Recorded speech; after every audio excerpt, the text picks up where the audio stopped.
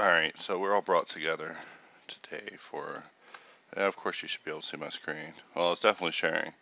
Alright, so, my normal default view, I always have all these add-ons for constraints and knee mate and photo modeling, contours, and extractions, but, there's a new tab over here for BoolTool, and, after you install the add-on, you'll see it in your preferences right here, so you'll know that you have it installed. And then I'll go ahead and turn on screencast keys. Where was I continuing? Alright, so to get started with this add-on, I'm just going to invert my selection, delete those two, and y'all have the basic idea. You select one object, select the object you want to cut or add to, and you press Control plus, Control minus. So I've been having quite a bit of fun with this tool. In fact, to show y'all kind of what I've been doing myself is like experimenting with cylindrical shapes, coming in, adding details, beveling to just round it off. You can bring in something like a torus, which the torus has a newfound use for me now, because previously I'd never used them a whole lot, but as you can see from here, I can just subtract it and just create little grooves along this. So it's perfect for creating, like hard surface shapes, and or at least the little rings that you would expect to see if you were, dealing with segmented pieces. And then on top of that, another useful tool in this is a skin modifier. So here I got a 32 span circle, and we're going to go ahead and slap the skin on it. And in edit mode, I can press Control A, scale it down. With the skin, I can even press Control A and X to constrain it to the X, Y, or Z. So, with something like this, you can even bring it down to your BoolTool surface and Control minus, subtract that out. And basically, you can just come in, tweak these, and automatically begin, editing the lip that you're creating here. And so this kind of stuff is, it really clicked in my head when it came out, because to show, the only other place that would have a tool kind of similar to this as far as how I'd approach it would probably be Indu. So if you're not familiar with what Indu is a normal generation program made by Quixel. Real big fan of it, but just show you a quick example,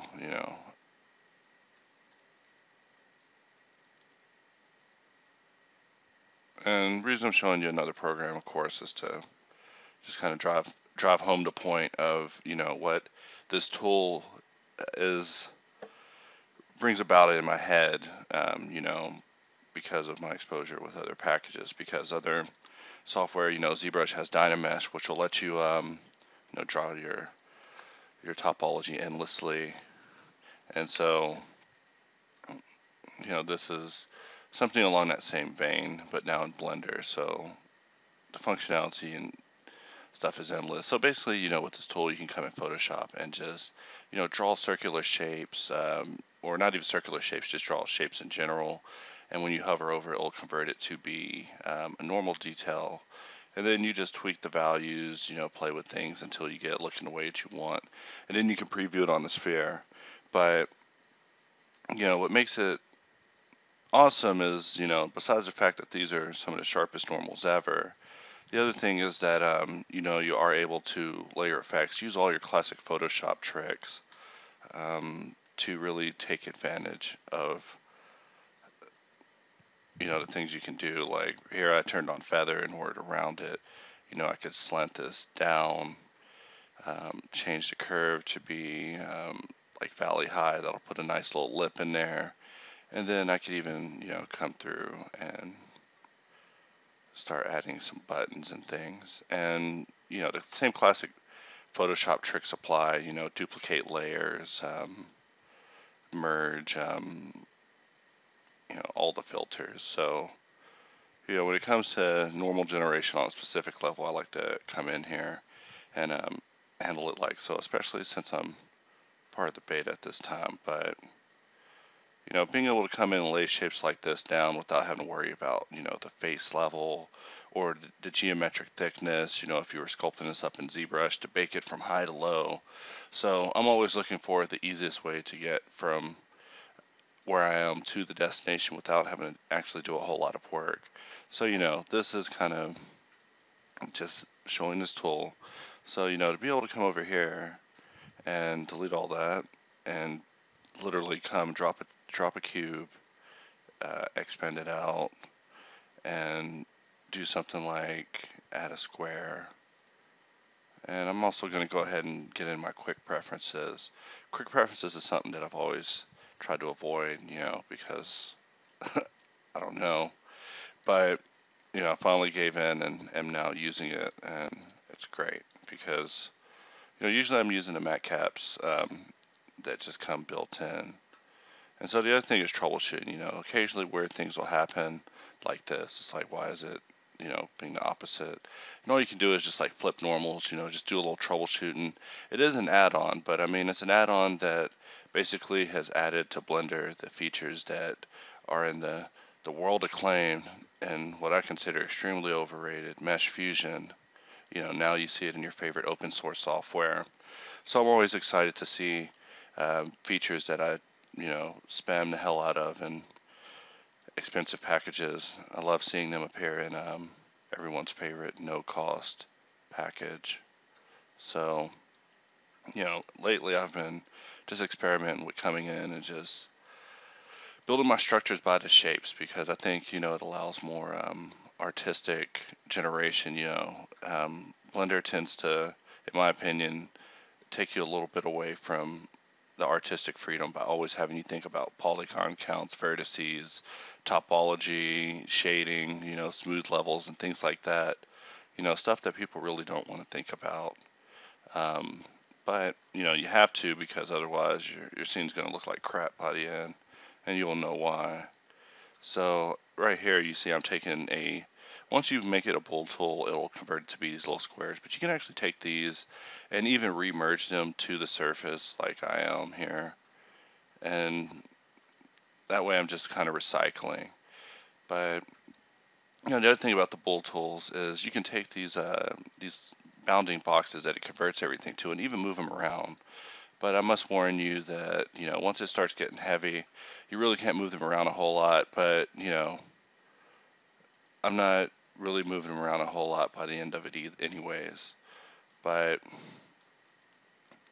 I'm just going to show you all a couple of ways that I just make pieces, workflows on handling UVs for those pieces, because every person I show this add-on to, they're like, you know, what about the topology? You know, what about the topology? You know, it doesn't matter, because in the end, you can, you know, get it the way that you want. But I mean, do keep in mind that I am literally cutting into this shape using 32 span cylinders on an 8 vert cube, you know, so it's not going to look nice in the topology. You're not going to take a 32 span cylinder and cut into a plane and have everything work out in the end, you know, not without n-gons to look pretty or without triangles to just look bad. But, you know, triangles aren't so bad as long as you're not subdividing, you know, use all triangles you want. Or at least that's how kind of I see it. So, you know, at this point also I'll turn on line view. That way I kind of see what's going on. And I mean, the cool thing about this tool is you can also use it in conjunction with, say, modifiers. So I'm just going to real quickly edit this piece and just extrude it down, scale it on the Y, bring it in. And I'm just going to bring this up. And the next thing is, since my 3D cursor is here, I'm just going to spin it. Delete the original because I know it puts one there. And you know, here we go, we got this piece 1. Now this is a piece I don't want to make again, so, you know, I'm just going to bring it up and just, you know, it's out there. I'll be back for you. So nothing works, so we move it around, you know, it starts to work a little more. So, I mean, the tool is definitely unpredictable. I mean, Blender's Booleans have went through several changes since I've used Blender, starting with the carve tools that were changed, I think, last summer, or implemented last summer, and then the recent Boolean enhancements they were talking about in Plasma Solutions developer previews. episode, probably like number 4 or something, they talked about another improvement also made on the booleans. So, just to let y'all know, I follow the software closely. I'm all about having predictable program behavior. And, that's a complete other discussion for another day. So another thing, like I was showing you, I'm going to take something like this, put a skin on it, and skin is just level 1. I'm just showing y'all just the basics of it because it's about to get crazy. Don't make me open my reference images.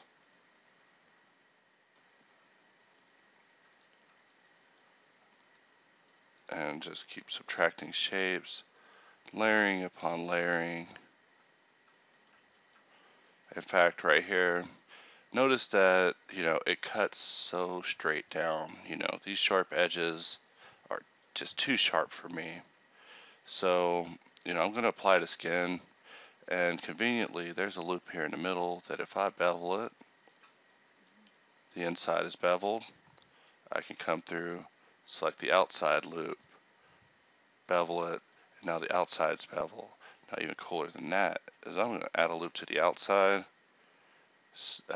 triple span it, and scale that out on the S, and now we have this nice little lip that we will be, just putting in there to just kind of help with the shadowing AO. So anyone got any questions so far? While we're just messing around with a simple shape. So, for this kind of stuff, I find it's a lot easier to work if I am looking at people who I admire, whose work I wish I could work like. So,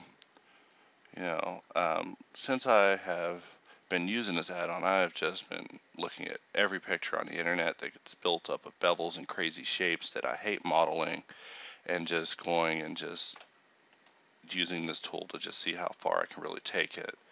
I finally found the limits of the tool's functionality yesterday when I tried to boolean a crazy stylized text object through a cube, and it didn't work out.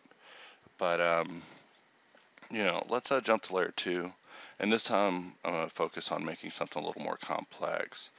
Now whenever it comes to reference images, I keep a slightly different philosophy than most people. I don't ever really reference images truly specifically by the image, because I think it's setting yourself up for failure. I think I've tried modeling I've tried sculpting and modeling so many people from images, and it's just always is a letdown until I truly get down the skill. But usually when I reference, if I'm just doing free modeling, I'll reference something until it's no longer fun. Then I'll just kind of put my own spin on it, or just I'll look at a reference and just get the individual shapes. So right now we're working from the front, so that means this cube that already has a modifier is my worker B. So everything that I'm going to make is going to be either duplicated from this, or I'm going to, like for example, if this didn't have a modifier, if I just was like, hey, I'm going to just insert a cube, I could select this, Control L, choose modifiers. Now this has that same stuff, so I can just start using it on both sides. So that's pretty much how I try to, work as quickly as I can, because my goal is always speed. So, first thing I'm noticing is that the tool is just being a little disagreeable. What's up with that? What's up with that? Alright, it could be because these faces are in guns. Nope.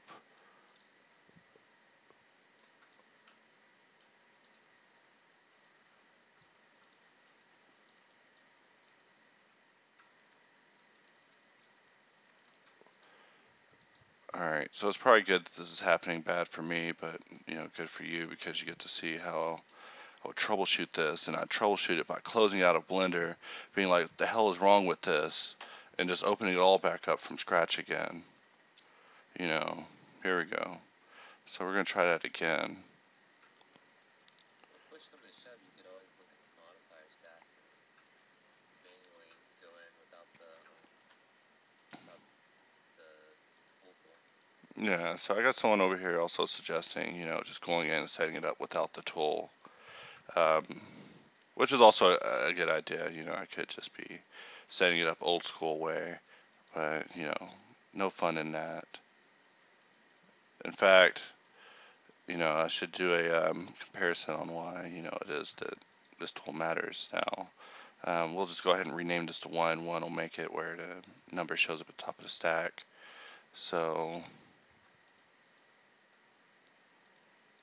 what is going on today?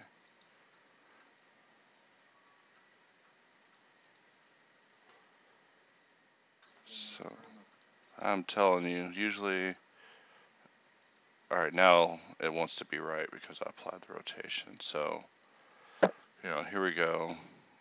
We have our worker B. So I'm just going to select this, Control L, modifiers, and now we have back our predictable behavior. So we're just going to go through and basically just create a more complex object, and then I'm just going to talk a little bit about how I'd UV such a monstrosity and get it over somewhere, and then we'll talk about more uses of that I've been able to find for this tool. So there's definitely been quite a few add-ons that have come out over the years that I've found to be essential. Like the Contours tool add-on is so useful in the work I have to do that I went ahead and bought it, because it bought itself like 30 times over the course of time that I was using it. But, note to the developers, what's up on an update, man? Alright, so notice that I'm able to take these cubes, go back into edit mode, do things like bevel, just real quick operations. There are still limitations to the Boolean. You start doing some heavy edits in edit mode while still looking at the Boolean tool. It's not going to like that. It's going to choke. It's going to run away. Crash, run away, not just flee. Alright, so more shapes being added in, and see what I can do is every time I want to make a change on both axes, I'll just bring it in. I'll just bring an object over, duplicate it, and just start using that as the cutter. So here you see I undo it, stop showing my effects. If I edit mode, unedit mode, it's back. I'm pretty sure all these devices mean objects go in the bounding box, because it's better to just hide them than it is to have them still on the screen than it is to remove them.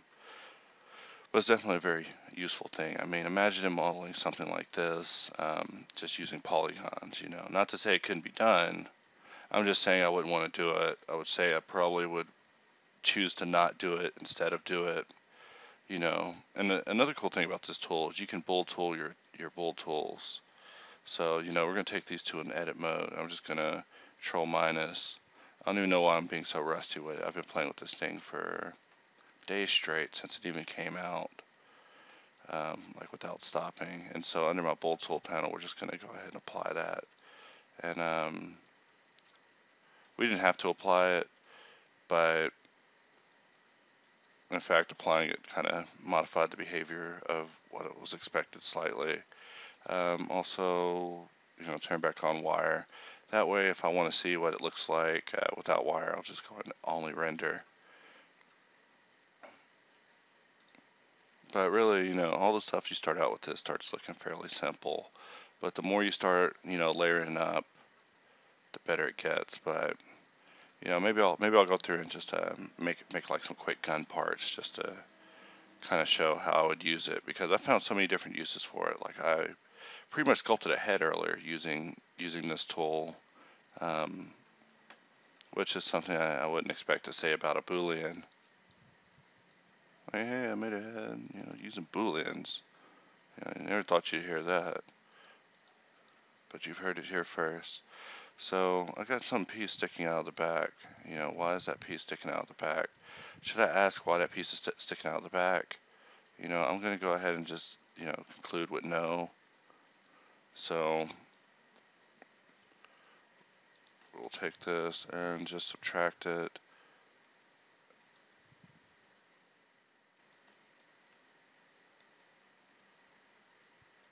There we go. And so,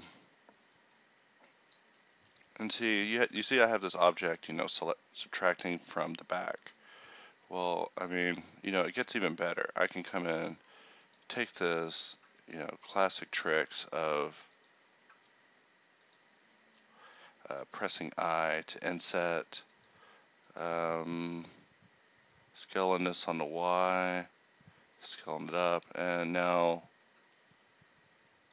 actually, I probably shouldn't do that. I should use a different place for that, but in the back here, yeah, I could totally be insetting it, but I don't want to deal with that. So, another thing I like doing with this tool is the double cylinder. That's basically where I come in here and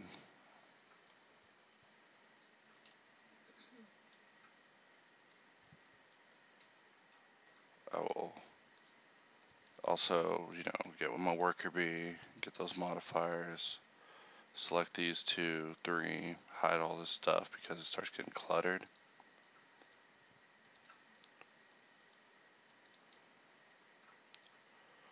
And, now we got our first cylinder.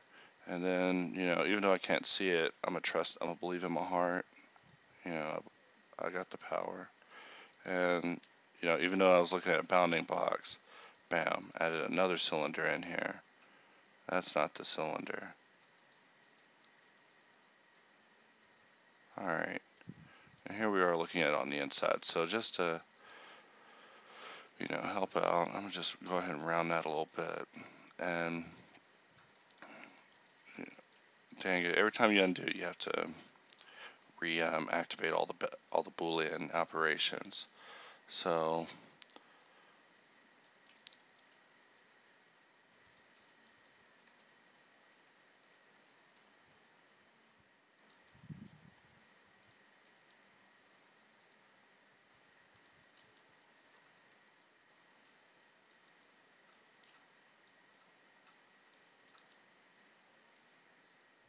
here we go, starting to look a little better.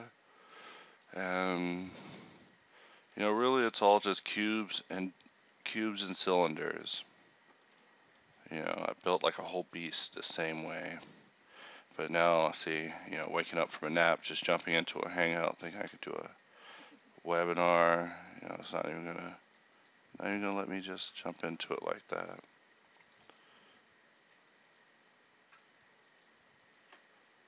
But this tutorial is being recorded in front of a live studio audience, so they're also, here with me. But for the most part, they're all just watching. Because I think they got the idea. It's a simple add-on, but I mean, really, if your first response to it is, nah, I don't see the use in it, then maybe you haven't been modeling long enough, because being able to rapidly create shapes is always something worth creating a revolution.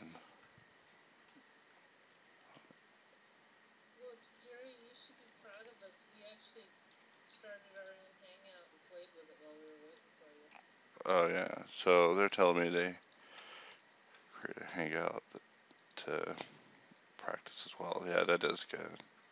I mean, the only way to get good with these tools is spend a lot of hours. Like, I think when I first was playing with it, Jesse Ryan showed up and was like, "You sure spamming that tool, aren't you?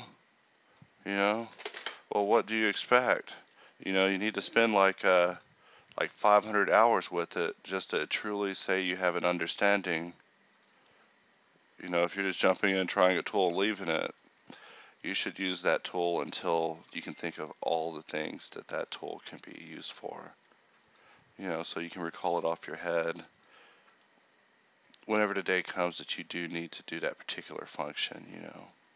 That's why I have so many add-ons enabled, because I like Blender being unstable too, but, also, never know when I'll need that. In fact, I need to go through my add-ons and make them pay better heed to the tabs. But I don't want to edit I don't want to edit all those add-ons. The developer should edit all those add-ons. But someone else should definitely do it. So, you know, good old workhorse the Taurus. Bring it back. And, Suggesting screencast keys again.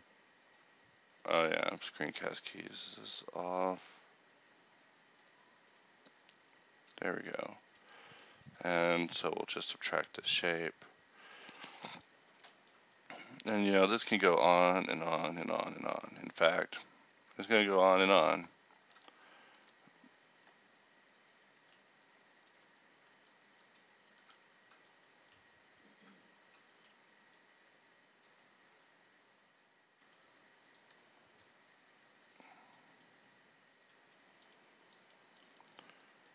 Alright, let's see. Now I could go in here and start doing like level 2, which would probably be screw holes and stuff. But, you know, the add-on is acting a little strange. Maybe I'm just off my game, but I'm trying to play it safe. Who knows if screen recording while hanging out will crash it at the same time, or it could be causing instability, as Douglas is saying.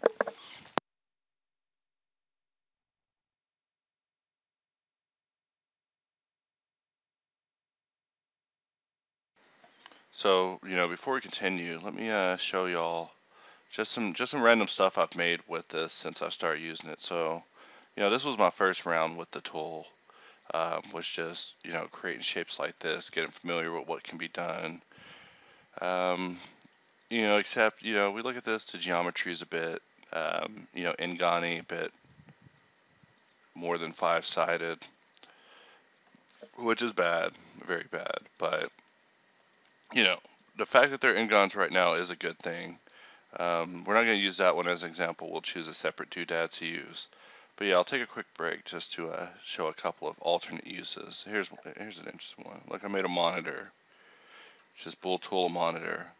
But I mean, you know, getting in there and making stuff like that. Not to say it's hard polygonally, but let me just say that this I was done before I even thought about getting started on that because it was so darn.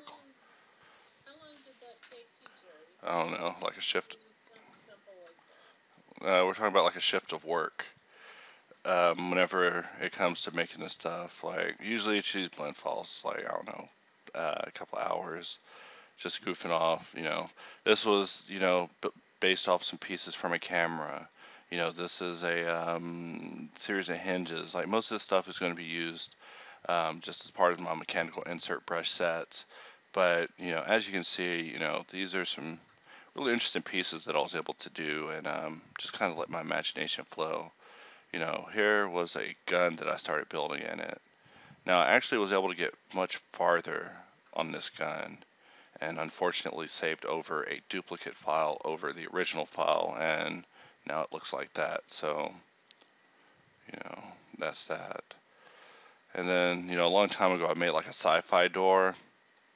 Well, the person that I was working on it with, I was showing them the tool and basically how quickly you could build this door now. Like, I mean, before, I think I built this. Here, I'll just show you a quick example. You know, if I was building that door before, like the old me, you know, pre BoolTool, you know, I would come up here, cut this, delete that, mirror it, so that way I can do only half the work. We'll just get the general shape. And like I said, the old me would have, well, had that, so I can come to that layer in a minute.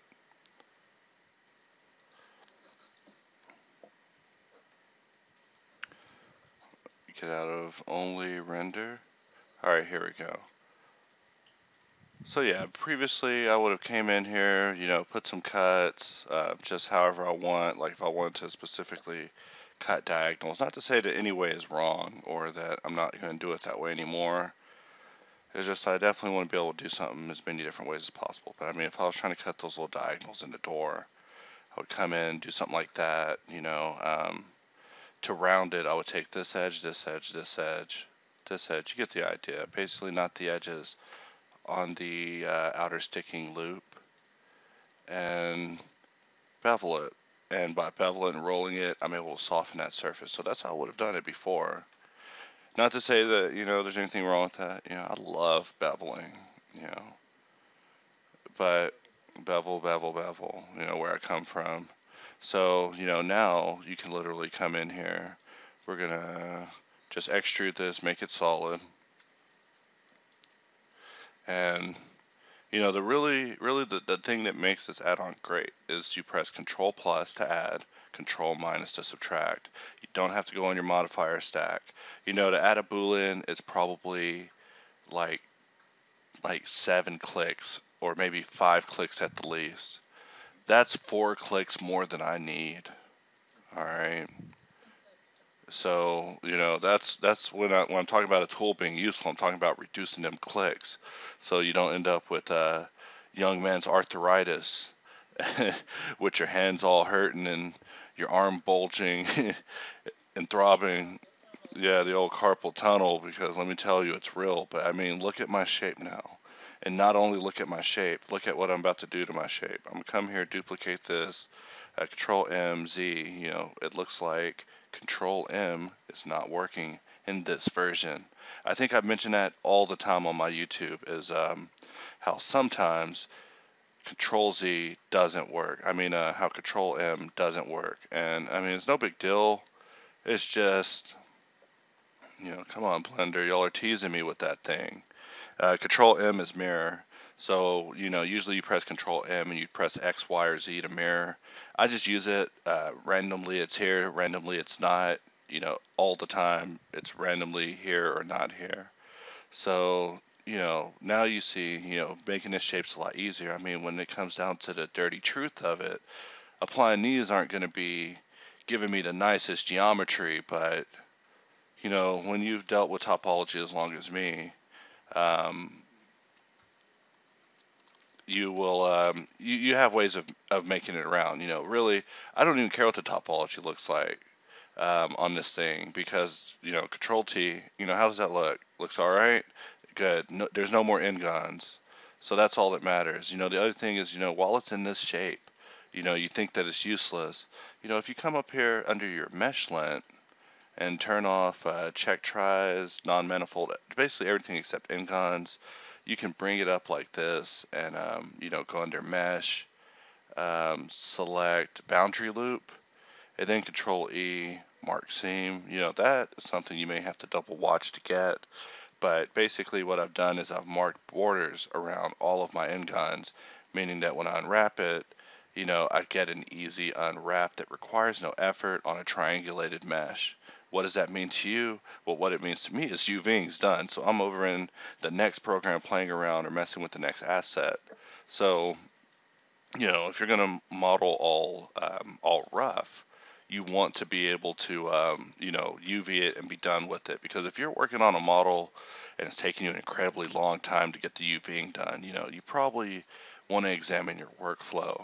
But, definitely to take a look at this again. This is now bordered. So if I press L, this is my face. This is my face in my UV setup. So if I'm over in another program like Ddo or 3Do or Ndo or, whatever doing I'm doing today, it'll look sharp. And, just to show you how sharp and functional, let's just, get completely off track. And I'll just pack my UVs, whatever. That looks good enough. We'll let's look at it as a color grid. UVing is something that I do not like. However, as a person that did a video about how much I love UVs, I can't complain. So, we're just going to export the UV layout. And we'll just call this SG4 for Saga 4, because I've been doing a whole ton of experiments, basically building all these little pieces and then seeing if I can UV them, get them in Substance Painter and back, into Blender or into Cycles or Marmoset or wherever without any loss of quality or sharpness or just textures that just look like crap and stuff like that. If you really wonder how good your UVing job is, I always just come over and just do a AO bake. Maybe not like that. Oh, well, yeah, exactly like that. So what is this? Where did this come from? Sometimes I ask myself that, but then I remember that, there's an object hidden. So if you have an object hidden, that can happen. But let's do that again. And nothing interesting on the UVs, and it's because the mesh is boring. And I'm not even going to do anything. Usually I'll also move it up to 10, but here I'm just going to export to OBJ, and we'll just put this as SG4.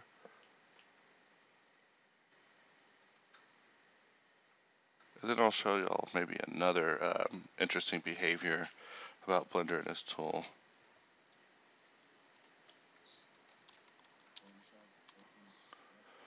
No, not that.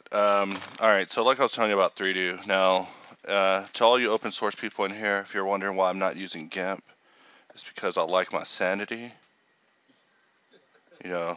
GIMP is, me and GIMP, I'm serious, I went to college and learned how to use Photoshop, accrued all this debt, so I hate Photoshop. But, I tried using GIMP, GIMP's worse. GIMP is just Photoshop has gotten too good to use anything else. If you're going to use something else, use MS Paint. You don't believe me? I use MS Paint all the time. Oh yeah, Krita's great. I love Krita. Yeah, not to forget about Krita. I got a whole thing planned with that too. I've been playing a lot with that, but I really want to get a good grasp on its puppeteering features. So, we got Photoshop open. I'm gonna close it again and open up the Art Kit, which will open up Photoshop for me. Since I got an SSD, Photoshop opens in 2 seconds. Whenever you guys first met me, Photoshop used to take like 45 seconds. That's a lot longer. If you're ever wondering if your program's taking too long to load, put your hands around your neck and apply a lot of pressure. And if you start to feel life slipping out of you, then your software is taking too long to load. It's an easy way to break it down. So I'm just going to open it up in the 3D loader. And, beautiful, sharp, clean. That's what matters to me personally. I want my roundness and my bevels to show, but I want these edges to be so sharp in their transitions, as sharp as I intended them and when I left them in Blender. Now, to show you, what it looks like when they don't look the way they're supposed to look. Sorry, Algorithmic, I'm going to have to use you as an example because you've been part of my case study. So this is a program called Substance Painter. It is pretty much the next level of texture painting. If you don't know what it is, you should probably Google it. But I'm just going to bring it up over here. Now notice in the viewport, something doesn't quite look right. Something doesn't quite look right on my faces.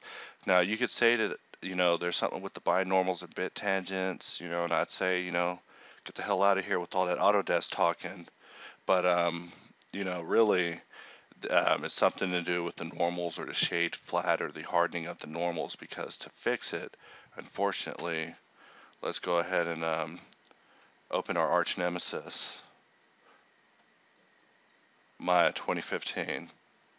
So, so I've spent a bit of time learning the Autodesk software, so I can further secure my place in the professional world, because if you wait on Blender, you're probably gonna be waiting a long time. And if I'm not waiting on a render because I'm choking myself, then I'm not gonna wait on some software because I'm also choking myself. So the case in point, you shouldn't be choking yourself to test out if stuff's taking too long. But well, that's beyond the point. So here, what I've noticed is that I can just open this up in Maya. Go under normals right here. They like to hide all your stuff in front of you, and harden edge. Not meaning to talk smack on Maya. I actually love Maya. I've come to understand it.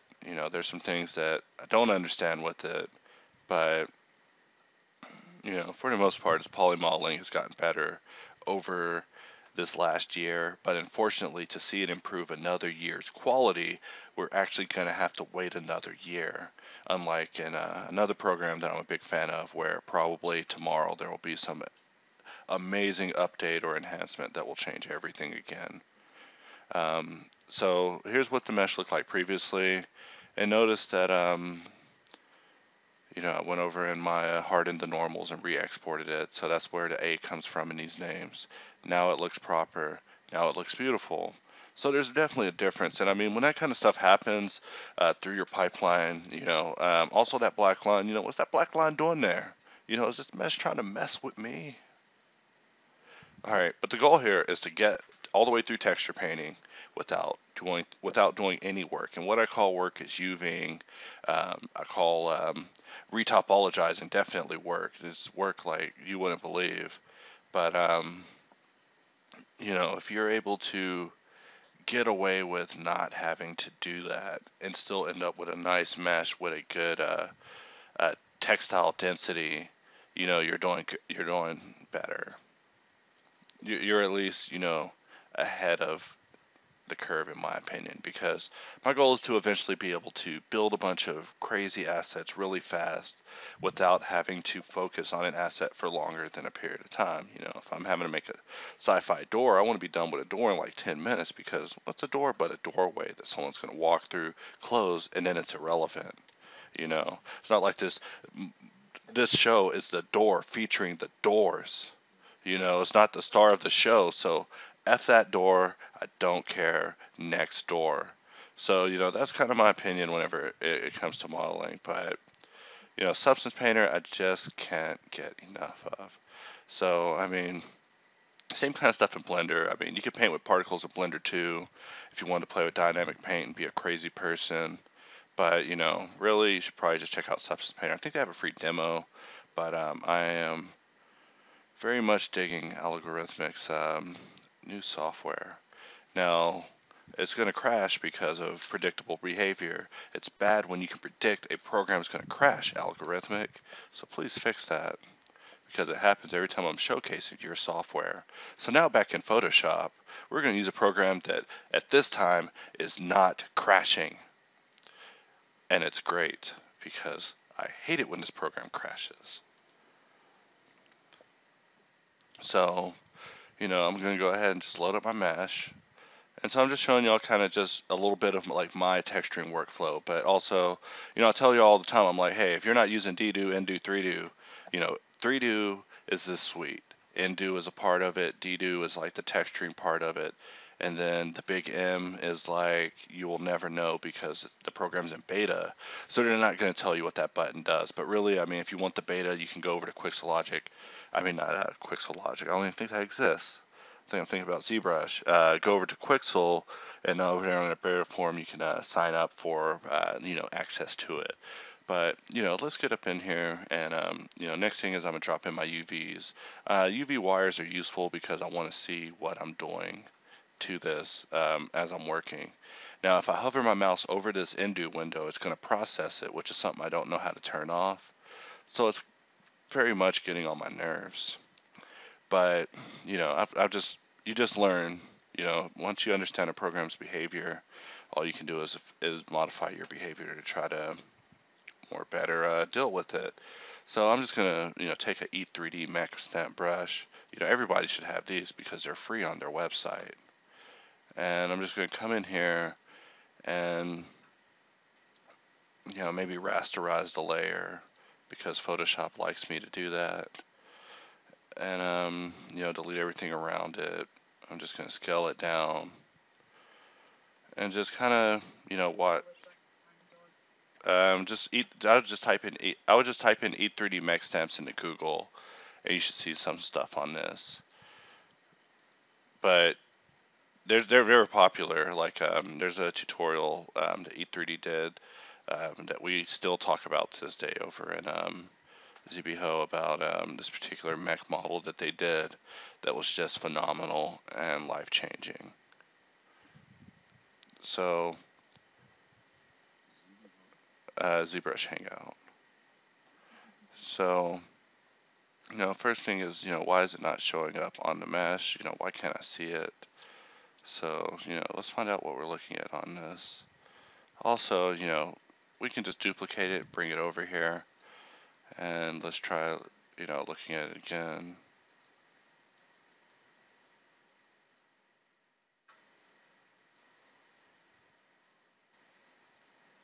I see what's going on. Alright, so these squares aren't actually in there because they've been cut out and placed over there. My mistake. So now if I click it, now you see my buttons appearing. That thing needs to get out of here. And, we also see that the UV set isn't 1-to-1. So the buttons are skewed, so to hell with all of this. Just close it and give up and walk away from the computer and just give up. Alright, or, go back into Blender and fix the textile density and re-export. But for today, not going to do that. So the other thing is, like I also will take a detail like this and make a new layer, obviously.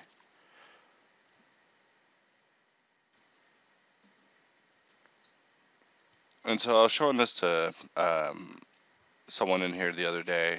So I guess I'll finish that demo for y'all too and show y'all the rest of the point, because as great as Endu is, it's also kind of opened my mind to the possibilities of other places you can use the same approach at.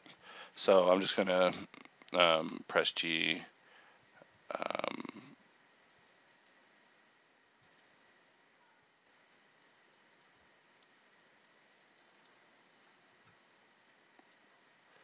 And just make a gradient, and then if I come over here and process it, all it'll do is create like a, wait, that didn't go right. Unselect it, then come over here and go through this process, and it should create like a little lip. But yeah, usually I come over here and I just lay down normals, decals, all that stuff, just start texturing all the way until it's done. So I just wanted to just go over just real roughly kind of what Endu is. I'm very disgusted that I let this get skewed. So we're just going to leave it at that, exit out, improper demo, but we come back to that. So you get the idea. I said close. All right. So you see the idea here though with the door, how I used to approach it, how I'd approach it now. So that brings us to the next thing is Endu and Blender. So I was showing, like I said, I was showing someone this the other day.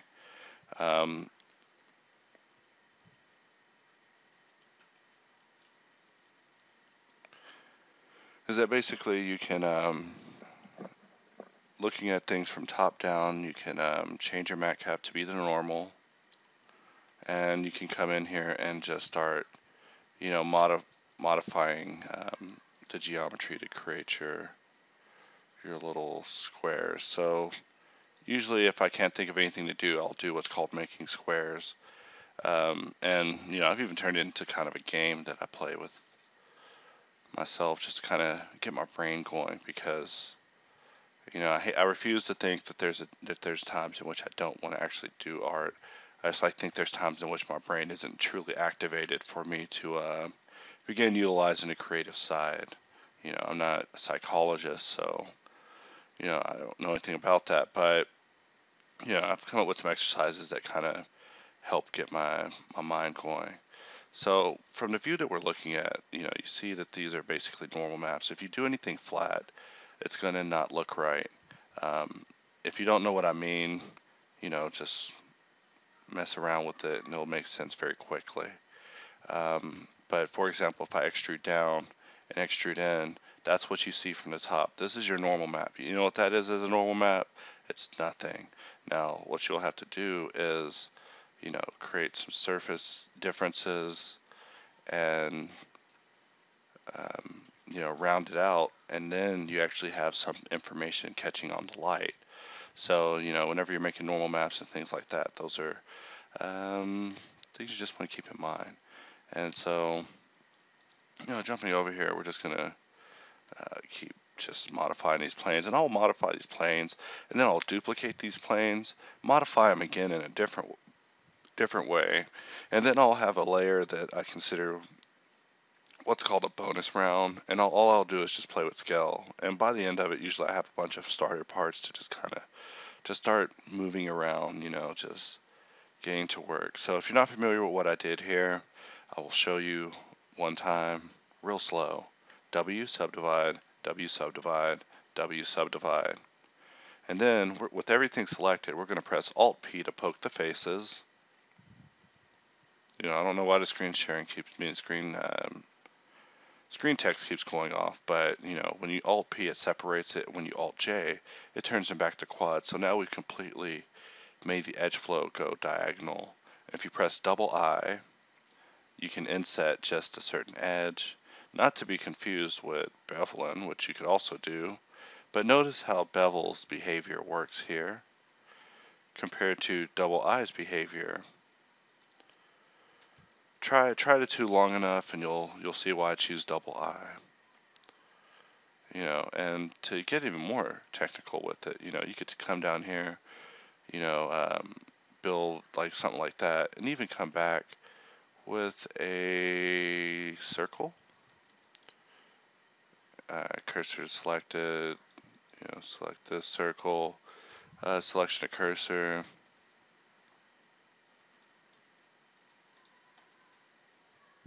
And with knife project, we can press P, separate the selection, and now we just have a circle. Now that's how I used to do it, but today being a day of celebrating BoolTool, let's see what happens if I try to BoolTool that out. So I could select this, select the plane, press Control, multiply, and that is some very pleasant behavior in my opinion. So we see another way that this tool, compared to just the way that I normally do things, would reduce my workflows by a certain amount of clicks, because I would come here and I would be extruding down and leaving it like so, or not even, I'd probably just build a pedestal around it. It's my normal default pedestal, so nothing fancy there. So another tool that I always talk about that is just great is the direct cut. You can press knife, cut. That's great. That's so classic. But also you can select a point, select another point, press J, and it's like teleportation cut.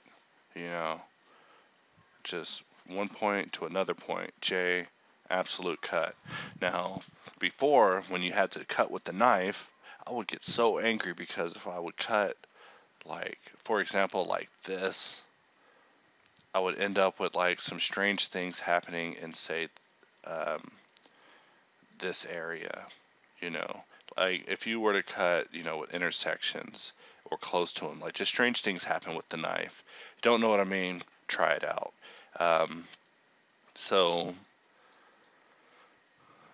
being able to just direct cut is something that's great, and it's kind of an old tool. I think I've mentioned it before, but since we're in a live room, it's one of those things that you probably want to get down, because I use it a lot.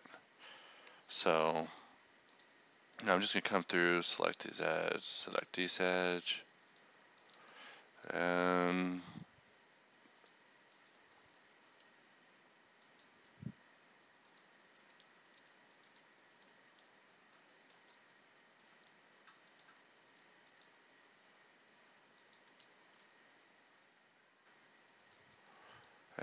so we have these shapes here. So if we look at this from the top, these are basically, to me, these are normals. I'm going to save them out as an image and use them as a normal. I'm select this, set only render. I'll press Control Spacebar to get rid of the gimbal because I don't like it part of the time. And if I render with GLSL, I get a viewport render of my normal map. And it's like, let's say I want higher quality here for this. I would just come up here and raise my resolution to be 200, because right now it's already incredibly sharp. I'm already over 100 on my percentage, so it's probably better than most people are normally used to seeing. But usually I save out these pictures and then I would use them for whatever it is I'm doing. Like if I have like a blocked in ground and I'm texturing it, I'll start building like some normal map stuff over here. And then instead of just texturing it, then making a normal map, I will make a normal map to, get the shapes down. And then from there, put the color in around it, filling in the shapes. Filling it in. So, that's just an interesting way of just approaching normal maps. But whenever you're talking about using this like undo, literally you can come in here, add a sphere, delete the top, and if you look at it from the top, no one knows, what's happening here. So, if we duplicate it, put it around, who's to say that we didn't actually, put in like screw holes, And it gets even better. You can take this, put like a circle, extrude the circle, bevel the circle, and then just, pull it in like that. And then what do you have? You just have like floating rings, right? Like that you can like duplicate P. And this is the same stuff that I use like in Photoshop when I'm making normal maps for like a robot or something. But I can literally come here, origin to geometry, select this, and boop boop, start just laying down the buttons on some stuff. And it's all in appearance. I think someone was asking me a couple weeks ago. They're like, I heard that you're supposed to never edit your normal maps in Photoshop. It's like, I don't know how you can make it to the end of a project without modifying those normal maps. Especially if you're using Blender, your default ones that you get from baking are going to look like crap. So, unless you're using X normal or you're taking special precautions. But yeah, the artifacting that happens with the BI system right now has driven me away from using Blender to bake normals, because they just don't work. They work, I guess, if your level of quality is that low, but when you're trying to get something to have a particular look for it, you want to make sure that you're not losing your sharpness, because if you that's a whole rant for another day. But I always tell people about the sharpness.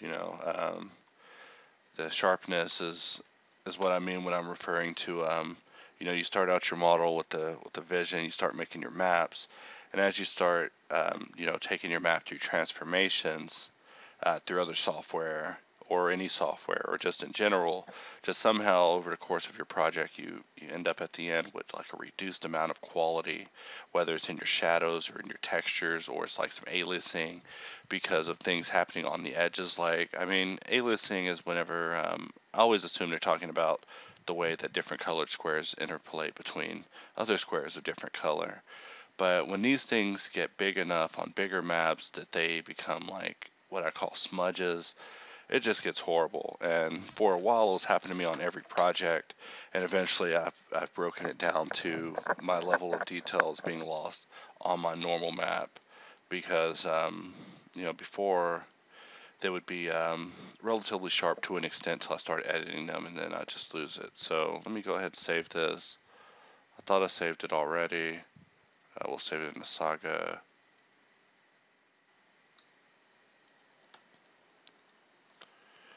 And I'm just going to open it with MS Paint.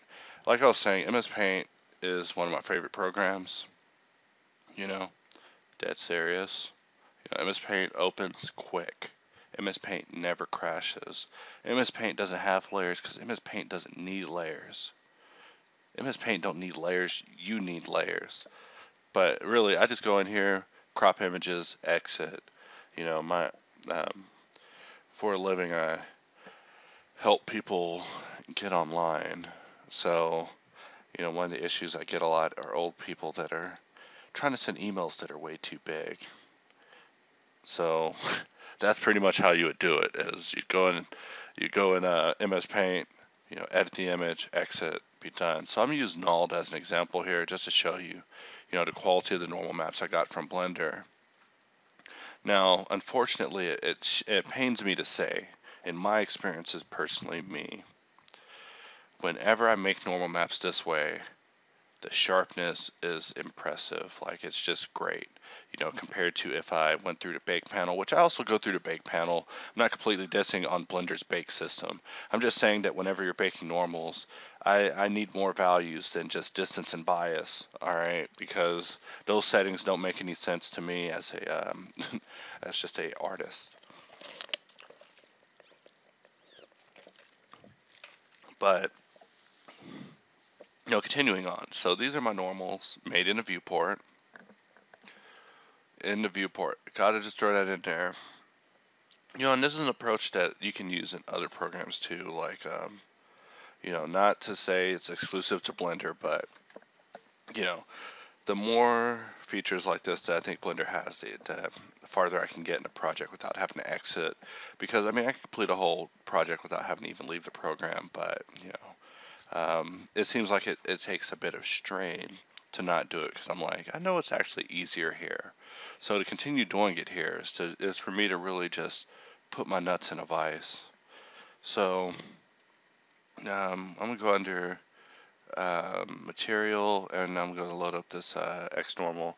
One of my friends gave me this. I can't remember his name off top, but basically it's a material that emulates normals. And what I'm going to do is also change the background to be the same color as the neutral part of the normal, which I believe the actual value is like 127, 126, or I think it's 127 or 128, 128, 127 or something. I don't know. I'm sure someone will correct me.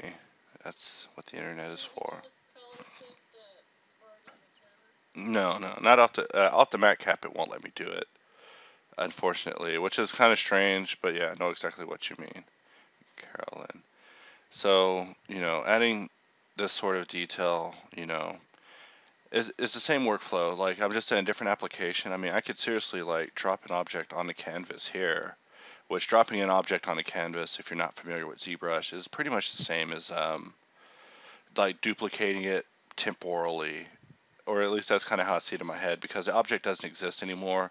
It's just on the background, which ZBrush is a bit strange because it has this thing called a canvas, but you know, this is pretty much how you would use that same approach here. So I mean, you know, the workflow itself isn't something that is so unique, you know, that you would have to use just Blender. I mean, I could probably pull it off in Maya if I could figure out how to get normal shading in the viewport. Every time I ask someone about it, the answer is something scary I don't want to be involved with. But let me tell you, in all the other applications, it's something that I found to be quite easy. And in ZBrush, it's especially easy. You know, Blender devs, if you're listening, we need this thing called light caps. I've come up with some ways of pulling it off through the material panel in the BI, but light caps is one of my favorite things about ZBrush. I get into it all the time. But I'm not going to get into it today because it's really about BoolTool. But, you know, before we continue, we got to go over some fundamentals here. So, you know, these are all mech stamps that I make myself. Like, I mean, whenever I'm bored, I just make stamps or assets. But I try not to ever be completely unproductive because, you know, there's something that I truly do want to spend my time doing, you know, with all the 3D skills I've been working to obtain. But I know there's something I can work on small that can help that, whether it's a ship or a character or an asset or a chair or a house or a piece of trash. But there's always something that can be done. So I mean, don't let yourself come in and muck around with cubes, you know.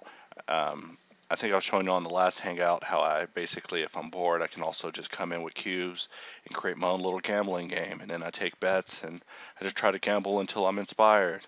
But case in point, here I am making normals in ZBrush's view, same way you see me making normals in Blender's view. So whenever they gave us these matte caps, and I saw this one, I was like, you know, that one's cool, but why would I ever use it? But, you know, one day it really hit me. It's like, you know, that looks like a normal map. I'm going to use it like a normal map. So here I'm in Nald. Let's pretend that we're not looking at this on a cylinder. Let's pretend that you're looking at this on a floor. Now, these are some crispy normals, except on the edges, I think I see a little bit of pinching. Don't like that. But, I'm going to zoom out, and yeah, I didn't see nothing, all right? But just know that I see it, and that's where you're losing detail at. Like, that's one of the times in which if you compromise and say, hey, I'm going to just go on with my life, F that, I'm not going to deal with it. You just shot yourself in the foot, or maybe not in the foot, maybe just in the toe, or the small toe, or maybe someone else's toe, but maybe they're walking with you. But cool thing about nulled is I come over here, I bring in my normal, gives me my height, off the bat, height. Thank you very much. Have a nice day. It gives me my normal. I can come over here and do what I call treating the normal, which is where I click smooth, and smoothing it will allow me to just kind of deal with some artifacting. But now you see in a normal map, there's definitely artifacting. Now, if I want to fix that, I can go into Photoshop, create a mask the same color as the normal and just completely overlay it, completely cutting this crap out or something like that. But really, like I said, I don't care. So I'm just going to click on to the next map, derivative. Nobody uses derivative. If you use derivative, then you can use derivative, but nobody uses derivative. I'm just leave it at that. Ayo. Ayo. So, I love being able to crank a lever and look at the quality of my AO. And this is something I'll come and multiply over my diffuse map, help marry it together. Enough said. If you bring in your mesh, you can even calculate your mesh as AO. Now, the best thing about calculating AO here is if you use Blender and you calculate your AO, it'll probably take you about, let's say we gave it 10 samples. It's going to take about a minute. If you do it in X normal, let's say you're using default settings, it's going to take about 10 minutes. It's going to take about 5 minutes. Let me just put it this way. If you start choking yourself while waiting on X normal to bake your AO, those AOs will be getting uploaded to you at the pearly gates because you'll be dead. It takes forever. So be able to come into a program and take advantage of your GPU to get this stuff interactively. I'm there. I'm all about speed. Concavity, this is just your cavity map. I like to come over, tweak these values, also multiply it against my diffuse map to kind of marry it all together. Convexity, you better believe it. I love this map. This map is basically everywhere that's not cavity, or at least that's how I see it. So I take this, do a little Photoshop, multiply some clouds over it, while strengthening the distance that the white is so it doesn't go too far, and then use that to basically create edge wear really quick, and then use another mask to remove it. So I'm just giving you a quick rundown just while I'm in this program, but case in point is these normals look great. So remind us what software this is using. this program is nulled, so that's KNALD. If you aren't familiar. All right, so we're going to focus back on the matter at hand, which was the BoolTool. But I'm sure Maya has a Boolean functionality as well, right? oh yeah, Maya has it. See, really, it's not even about the Boolean functionality because if y'all want to see kind of what this tool is comparable to, first let's start off with ZBrush. ZBrush is my absolute second love. If Blender died, I would get over it so fast because I also have a crush on ZBrush. But It's cool. I think Boolean tools are going to be a basic thing in any 3D modeling package you're going to find out there. well, they are. But see, what you should be looking at isn't the tool itself, but really how much work is it to get that tool to work. So whenever it comes to shaving things in ZBrush, I can just literally come in and just begin, just let my imagination run wild. No think about topology, no nothing. Blender will definitely get to this level. It's getting there so slowly, but surely, but quicker than any other program. And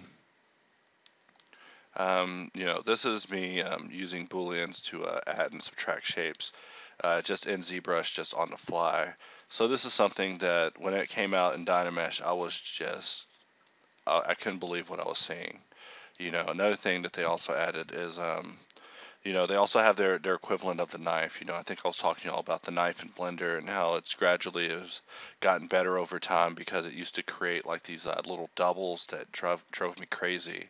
But ZBrush has its own holy knife that works out really nice because it doesn't care what it's cutting through, it'll just cut through it. So it's like a lightsaber. And I can come over here and just add thickness, start group looping, panel looping, just getting to work on my normal workflow. So the same kind of workflow, and this is just, I'm just showing you how it would be, somewhere else. So whenever I'm modeling, this is what I'm thinking of, but in Blender. I'm all about, trying to stay in the same program. So let me throw my tablet aside and open up Modo now. So Modo is, made by somebody. No kidding. The Foundry / Lexology. We're just going to jump over to the Model Fusion tab, and let's see. I recently changed my controls because I didn't like the previous ones, and we're just going to bring up just some assets. There should be like some pieces in here, I think. I haven't really gotten into the 801 yet, but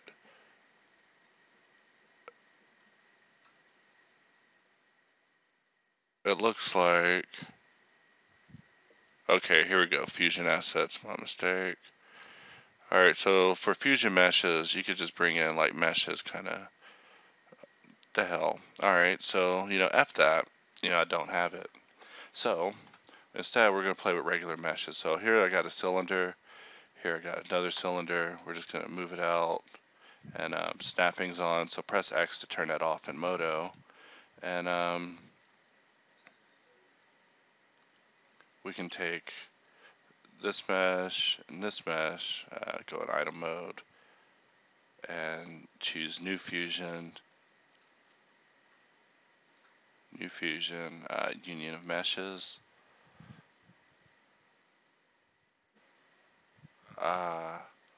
So it looks like they don't like n-gons. Alright, let me actually open up 701. 701. I don't like opening old programs ever. Like when a new program comes out, I don't like ever going back to the old one. So I'm always ranting about how I have to use my 2014 and 2015. It's like, 2014 is so over. I mean, what year is this? Come on. So, why am I still having to use 2014 when it's whatever year it is now? Beyond the point. So here we go. In 701, I got it all set up properly. But basically, you can bring in objects and just begin combining them. Now, the thing about, Modo system personally is that, Modo, I think I need to spend about, I probably need to spend about 3 months using it without using any other program whatsoever to truly get completely comfortable and not have to consciously think about the functions that I'm doing. But for now, I find that having to, you can use the tree viz, or you can use the much scarier looking fusion mode of the schematic view, which is much more controlled but much scarier looking. It's kind of like, imagine having a node editor and a BoolTool at the same time. So, whenever you do this, it'll create like a little tree, and with this tree, you can actually, it's like a little ornament. Like think of this like a little visualization of what's going on here. Now the cool thing about this particular tool is that I can come up in item mode and select a loop, and you can control like the strip width and control like the interpolation that happens between these two. Also, you see that this mesh is being tessellated and quadded out so that, alright, this,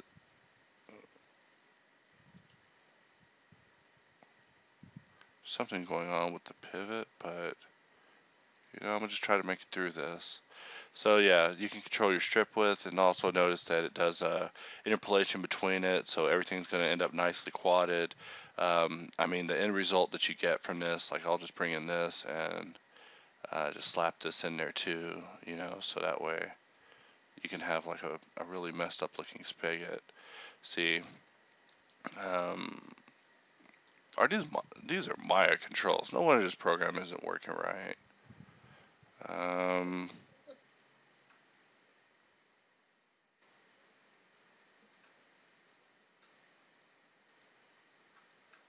Or actually, no, they're moto controls. That's why it's messed up.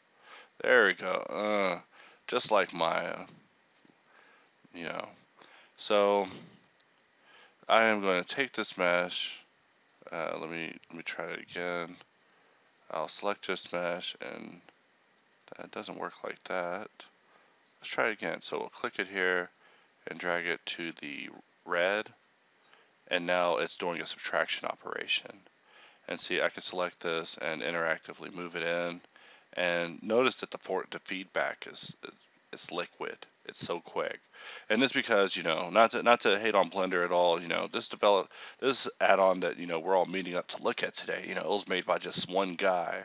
This is something made by like a $1 million company. So I mean, to see someone just come and make an add-on that quickly compares to this just shows that, you know, these people could have probably done even better. I mean, but Those dots there, those three dots for the three different Boolean operations. yeah, additive, subtractive. Connected to.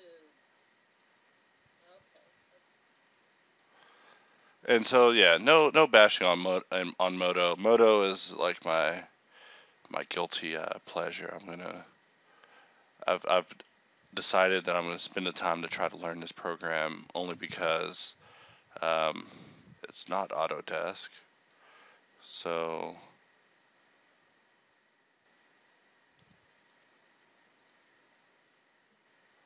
I'm just gonna bring this up, scale it, you know, scale it up, and there we go. So take this mesh, we'll throw it into red, and voila. And see, you could take your fusion item that you have here and choose to convert to mesh item, and let's see what geometry we get. Now we have nice even quads. So I mean, you know, maybe not the best geometry, but you know, I'm done. What are you doing? So here we go. So this is pretty much, you know, what it compares to like in other applications. Like I would also show, you know, the booleans in Maya, but you know, booleans are booleans. They're the same pretty much everywhere. So being able to come in quickly, control plus, control minus in a polymodel application is the same kind of ease of use that's on the same par as like ZBrush, because you know, you come up in ZBrush and literally just hold Alt when you draw a mesh and it will put it in there opposite. So, and just draw it in regular, and it puts it in regular, and all you do is just draw a mask off the surface, and it does a remeshing operation where it basically will requad it. If you're completely unfamiliar with ZBrush, you know, whenever you're in the world phenomenon known as Dynamesh. But you know, enough about ZBrush. So back over to Blender. So here's another use of the BoolTool that you may find interesting. This one is for you, Kanisha. Are you still here? Alright. Alright. So this is one that I was actually experimenting with earlier when making a face. All I did was just put in a cube, turn it to a polysphere, which is selecting all, subdivide, Alt Shift S, and pressing the number 1 will turn it to a polysphere. And that's because UV spheres look like crap. I mean, they look like spheres, but their geometry looks a bit like crap. Unless They have poles on it. they have that, yeah, they have those poles going the wrong way that I need them to, basically. So I'm just going to extrude this back and inside. We're just going to put a loop here, and you know, just work on our shape. And inside of here, select this, and put in a UV sphere because I hate them. And we'll just bring that back, and we got our eye. So,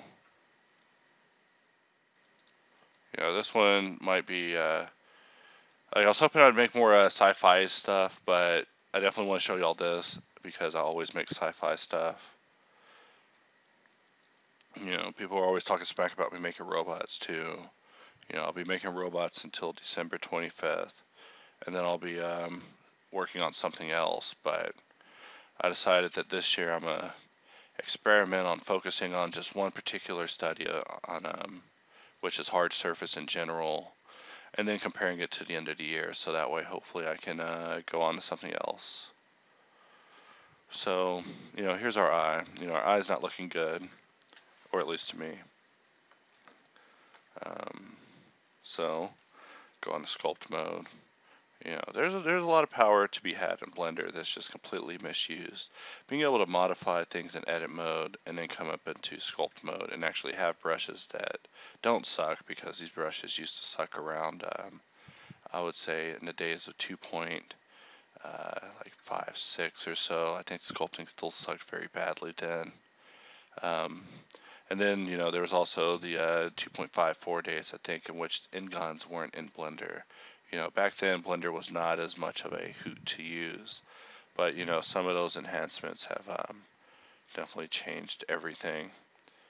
But not if you're stuck using the old workflows and stuff, Ingon should enable you to be more free and more responsible, so you can, model like an alcoholic. Just get in there and just do things as if there's no accountability at the end, and just, if there is accountability, I'll convert it to tries, just take the cop out. So, actually I just realized that everyone's watching Game of Thrones.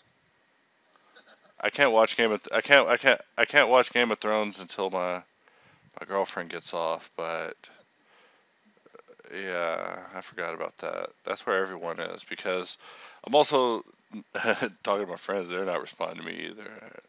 It's like, where's everybody at? Maybe everybody's ignoring me. They had an intervention about me. Hey, we're here, Terry. Yeah, y'all are here. Yeah, I got friends. So I was doing the same thing earlier, and it was flawless. And let me just add that at the moment I'm recording, and at the moment that I'm showing y'all, it's not going to be so flawless. It's going to give me every pitfall in the way, which is why I was telling you, Brandon, it's definitely important to rehearse a tutorial, because if you just try to make it out the blue, it'll never come out right. People look at you and think you don't know what you're talking about. So you got to practice in advance, at least. Even my robots, dude, like, sometimes I'll just do like a dry run, just get 30% on one, just see if I can do it. So, I'm just sculpting up my eye, and I'm just gonna merge those. Multi-res, get out of here. I don't use multi-res, it bloats my files too much. I always tell y'all that, but I try to keep my blend files very small. So I'm just going to drop in a cube, subdivide, polysphere, and we're just gonna come into sculpt mode and just start pulling shapes, start getting a human head.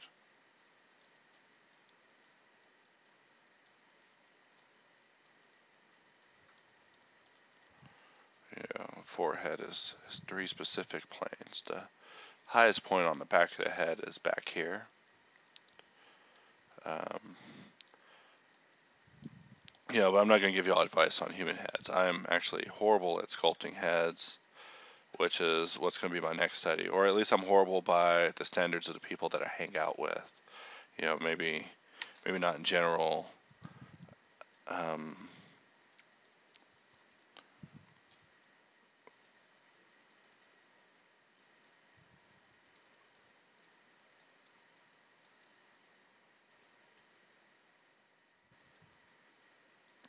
And with this shape, I should this time I'm going to keep it, but normally I would delete it because the technique in which I created it was completely flawed from the very get-go.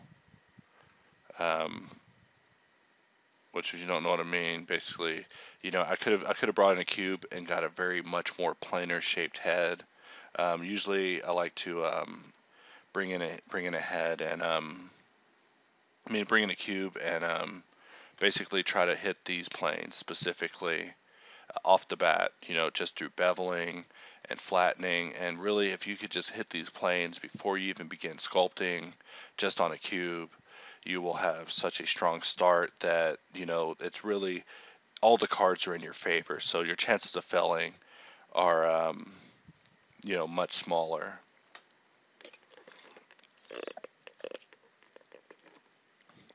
Because I'll admit, half the time that I sculpt, it ends in failure. But the other half, you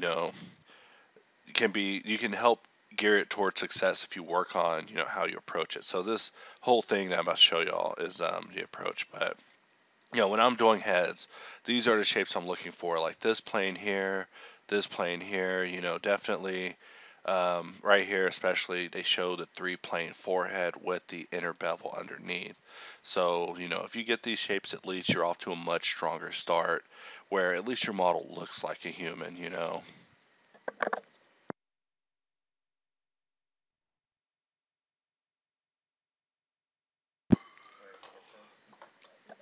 Oh yeah, all you people in the room, I'll drop you a link to my human references folders. So back over here, we're just going to sculpt this head up and give it hope. Sometimes I like to do what I call troubleshooting, which is a model will just be in danger. I'm like, I should abort this. I should close this blend file, make a new blend file. Actually, I'm actually going to abort that shape because, like I told y'all, it wasn't working. I could definitely handle it from a more planar perspective. So, I also haven't sculpted heads in a while, like too many robots. But like I said, watch all next year. You'll see me talking about something else. But all this year, I'll be talking about hard surface. Like I think I might spend try to spend like next year on cars or something. But I think I should probably do that part of this year. It's only May.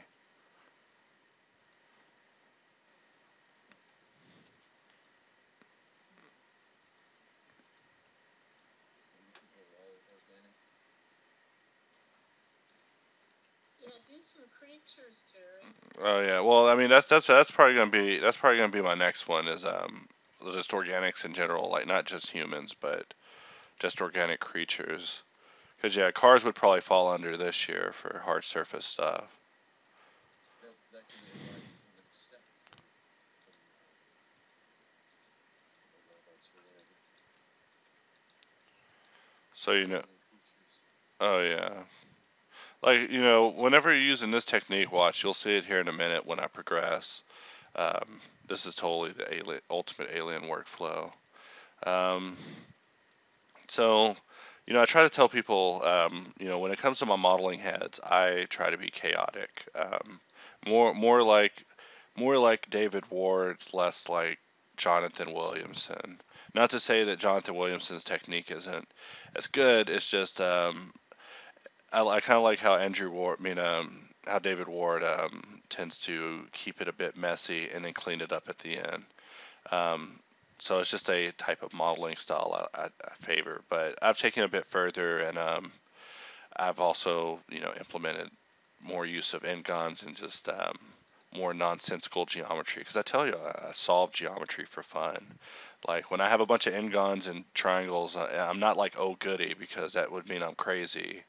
But I do literally, I'll get in there and figure it out because if I wanted to troubleshoot this whole head, you really could get in there and do it, and by the end of it, have a deeper understanding. It's just most people are rushing through their models and they get defeated by, the fact that it doesn't look how they envision it, and then they just leave it from there or something and come back, or get distracted by life, or whatever the case may be. But If anything I'm preaching you guys, definitely hang in there. So for the mouth, instead of doing a mouth, we're gonna do it the BoolTool way, you know. So we're not gonna get. I'm not thinking so much of the shape of a mouth, but I'm thinking more like, what would a mouth look like if it had like a ninja mask on it? All right. So real simple. Just we're approaching this just on a shape level. Like if you look at my head shape so far, it's mainly resembling like a skull, more so than a head. So this is what I mean whenever I'm talking about, method and structure and approach. Because before I approached it in a very, really irresponsible, like I said, modeling like an alcoholic kind of way. And as a result, I was looking at a head that was defeating me inside, making me want to go outside and just, stare at the sky and try to forget about modeling. But really, it's because of the choices I made from the very get-go that caused it, not anything to do with like your skills. So don't be afraid to just go on another layer and just bring in a whole nother cube and just work on a particular piece of your workflow. Like, I mean, I see people take their like main hero files of characters that they're working on. They're like, well, I don't know how to do this, so I'm just gonna learn it right here in this file, like your key file, your main file that you've been working in this whole time. Oh yeah, I'm just gonna go ahead and just start adding a bunch of modifiers and crazy stuff. Start trying to do a bunch. No, you ever thought about just duplicating it or just putting on another layer and just practicing what you're about to do? Or do a simplified version of it, Yeah, mess with it. like understand the behavior and what's going to happen, because Blender's not really even as frustrating as I initially even thought it was. It's really even from this program to Maya, it's really a difference of behavior. Like, I pretty much enjoy Blender's predictable behavior. I know GG is generally going to bring me up before it brings me down. Just small stuff that I just can expect whenever I'm working. And so, with this functionality, we can scale the eyes. Like, yowzas, that's amazing. But seriously, we're scaling our eyes down. That's great. That is so great. This is how I should be approaching all of my people, because people always tell me I gotta work on the eyes. And same with my mouths. So lately I've been trying to come up with all these uses of booleans, because basically all the BoolTool does is it lets you immediately attach one object to another object with one button.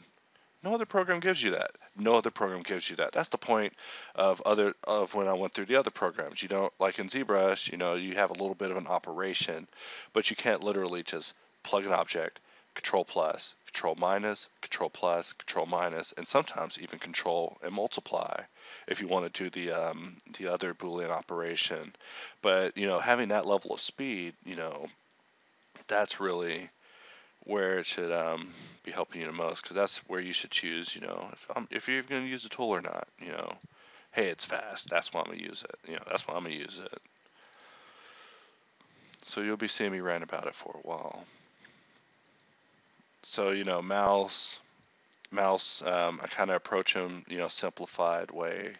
Um, I've gotten better at faces from reading books on how to draw, because they're like, the basic shape of a mouth is, kind of like as if it was on an aluminum can or something. So, those kind of mental pictures just kind of help me with my shapes, because I can do shapes. Can't do a bunch of crazy muscles and stuff, but I can do some shapes. Like, can you do a horseshoe shape coupled up with a with a circle? Yeah, I could sure do that. But don't ask me for a mandible or a lacrimal or a bunch of crazy stuff. Like, come on, I'm an artist, not a surgeon.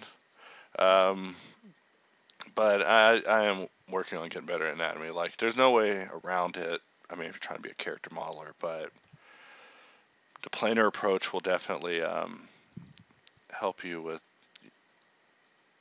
you know, getting started a little quicker. So I mean, here we go. You see me just, you know, putting this basic face together. And so, I mean, y'all should be able to know what's going to happen next. Y'all don't got to be, you know, Peter Petrelli from Heroes to know that, you know, I'm going to use a Boolean to add all this stuff together, and then dynamic topology to just sculpt it up.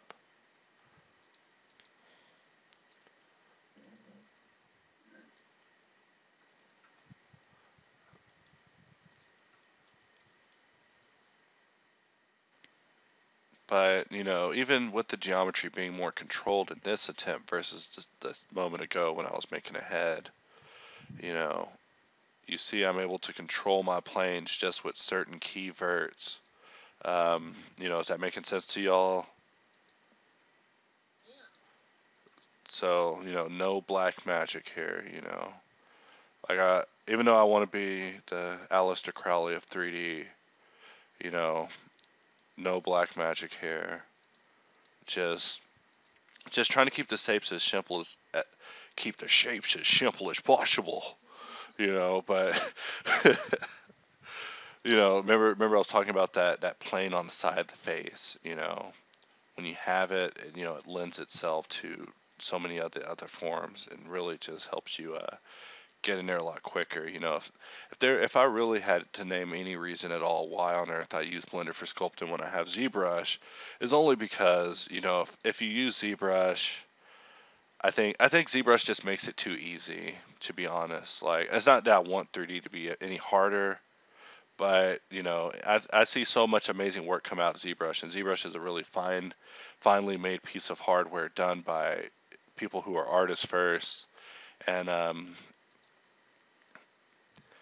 you know, developer second. So I mean, the power it has is just too much. I mean, and all the people that put out the most phenomenal work appear to be using it, but you know, it's still possible with Blender.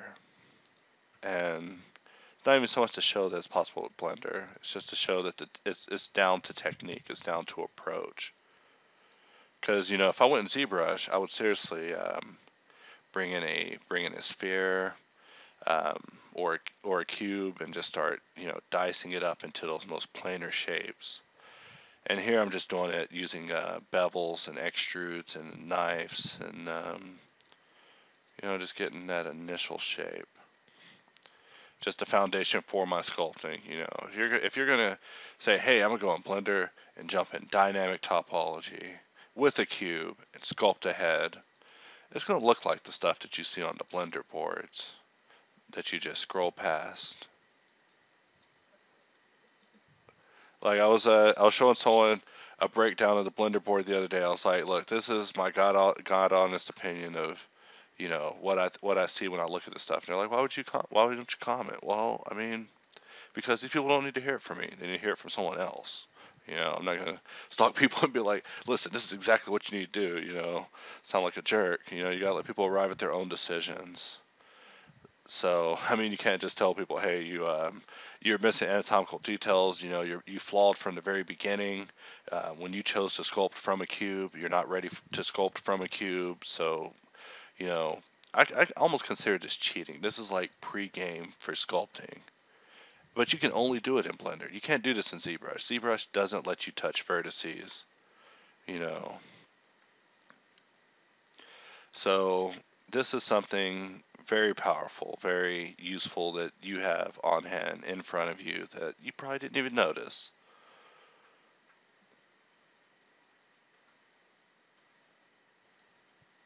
So, you know, working on our head. You know, the geometry does not matter because geometry is done. Geometry is damned. It's forgotten about. You know, nothing is going to look good at the end. You know, I'm not going to give y'all topology today. I do too much fine topology on. I've actually been retopologizing everything for the longest, so I decided I'm gonna take a break from it and try to experiment with not doing that and just lazily getting things from one end of the pipeline to the other. Yeah, I've been doing a lot of that too.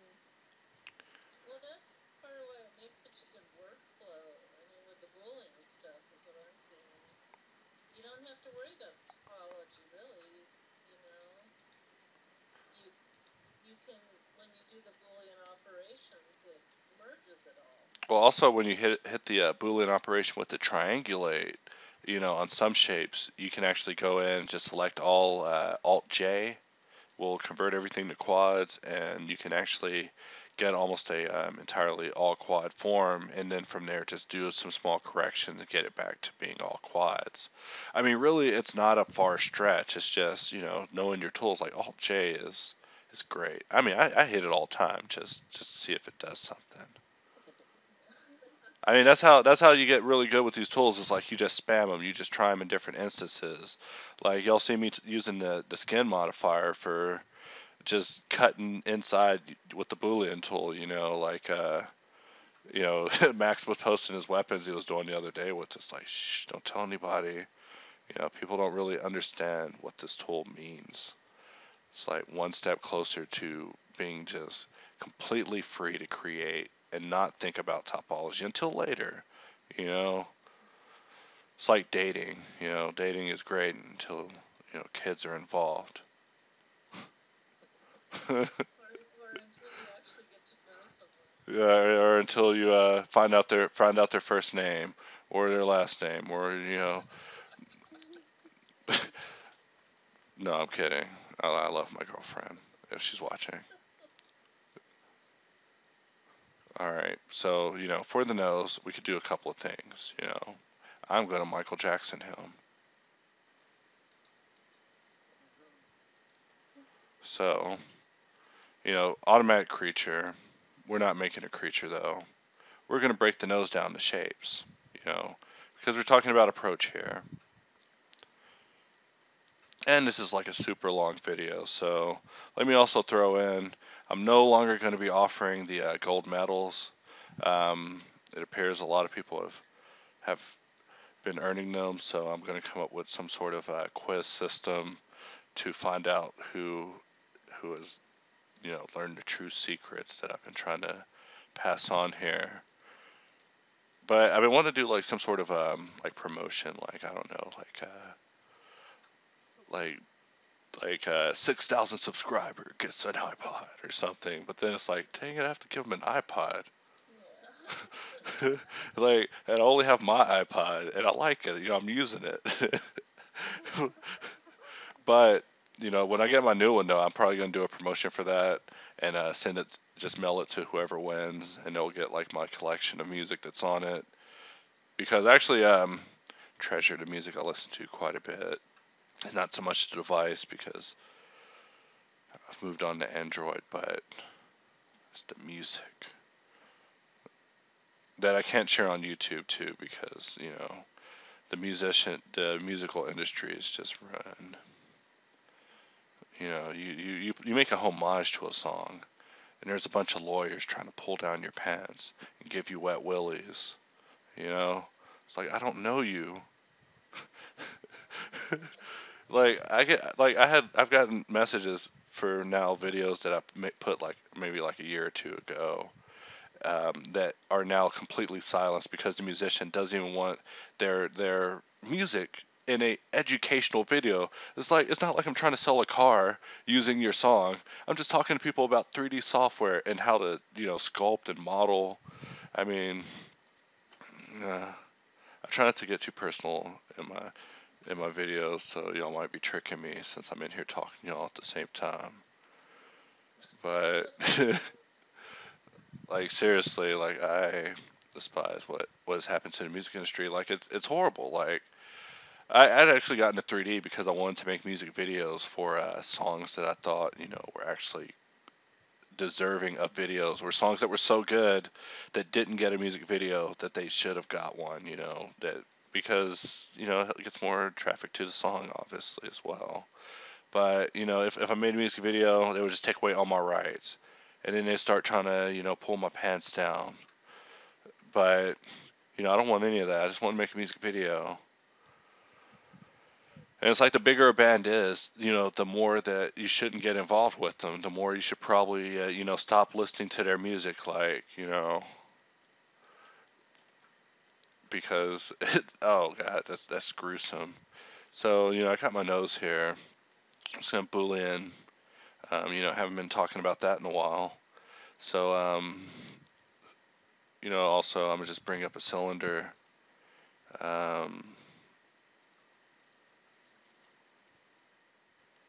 It almost worked. I would have gotten away with it. There we go. So, You got a bat in the cave. I mean, you see here, perfect example. This is something that is not possible. I mean, I'm sure you can do this in Modo, but the controlling system for it is just not so functional that you can literally get in here and just do this. And it's just some add-on made by some guy. That's what really trips me out. Like, it makes me want to write companies and be like, you need to try harder, because I'm seeing stuff made by very promising people who aren't trying very hard, and they're doing better than you, and that should worry you. So, here's my nose, and, I could have done the apply BoolTool, but, I just did the modifiers. I'm just going to bring it over here and, reconnect these pieces into it. So,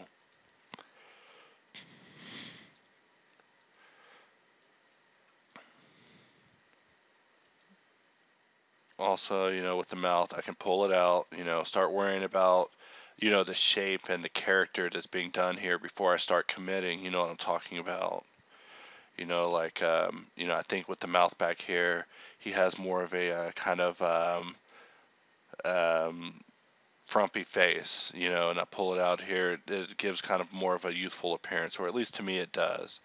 And so, whenever I'm playing with this stuff, I'm very pleased because, not any other program allows you to really just get into it like that yet, you know.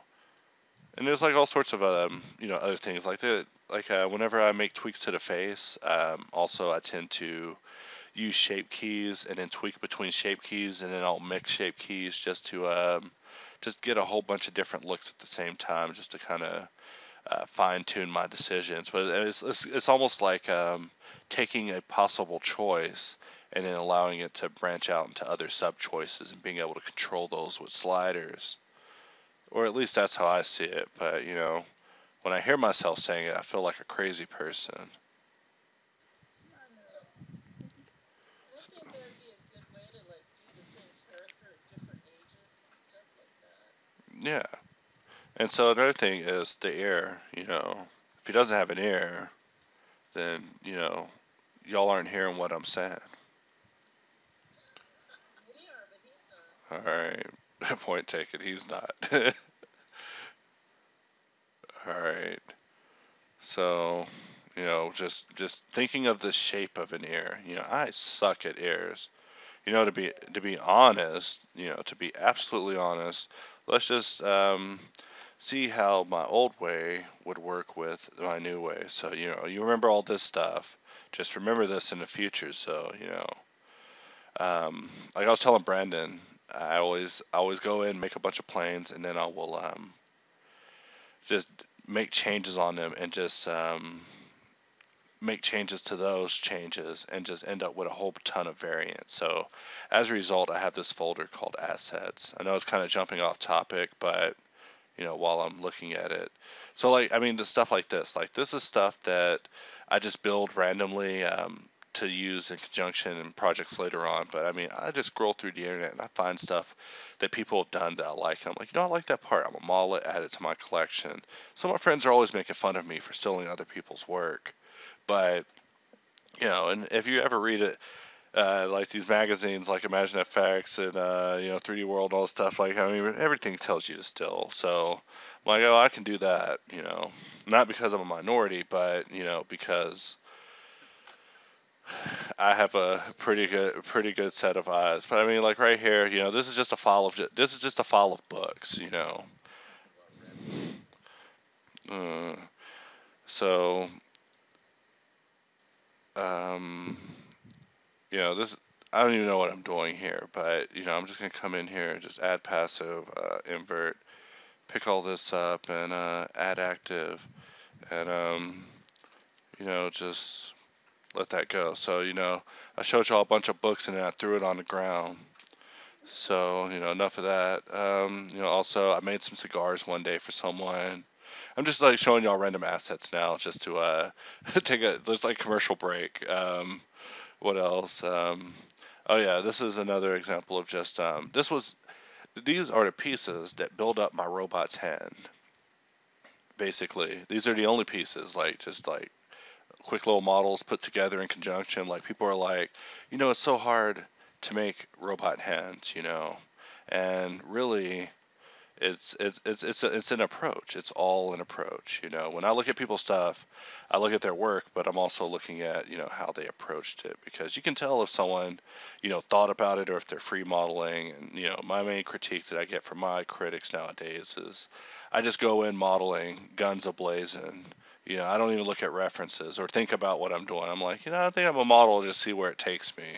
It's not the best approach, but I'm like, if I became a master of that, then I can get a little bit further. But Well, you can also get really unique results that way. yeah, and also I try not to make any specific person style. Like people always are like, you should make this character or this character. No, I don't model licensed content for the same reason that I don't make music videos for musicians that I actually like, or people that are signed. Like if you're signed with an artist, don't talk to me. You're done. You famous asshole, just get out of here.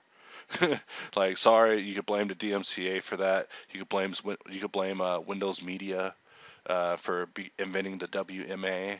That was also a sin. So, if I was making a robot hand from these pieces, I would seriously just come in here and just Imagineer, just build a couple of interesting doodads and just put it all together. So, here's my finger.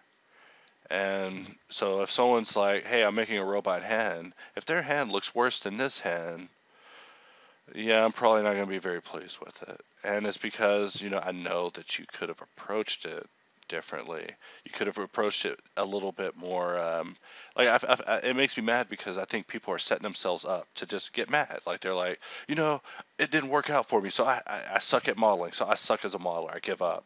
It's like you set yourself up for it. Like you didn't even give yourself a fair chance in the first place. People like that in my classes.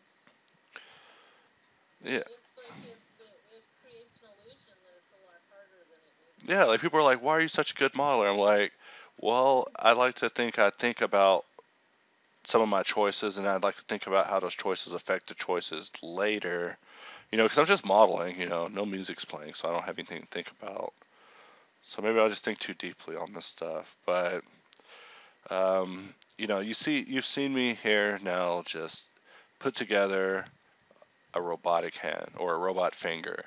And, I think I commented on someone the other day. I was like, don't make a badass robot hand, make a badass robot finger, and then make 4 more of them. Don't even worry, because here's my hand. Here's my hand, human hand. I would just take this finger and just put it on here and then just hide the hand and just keep replacing each piece with little kit bash parts like this.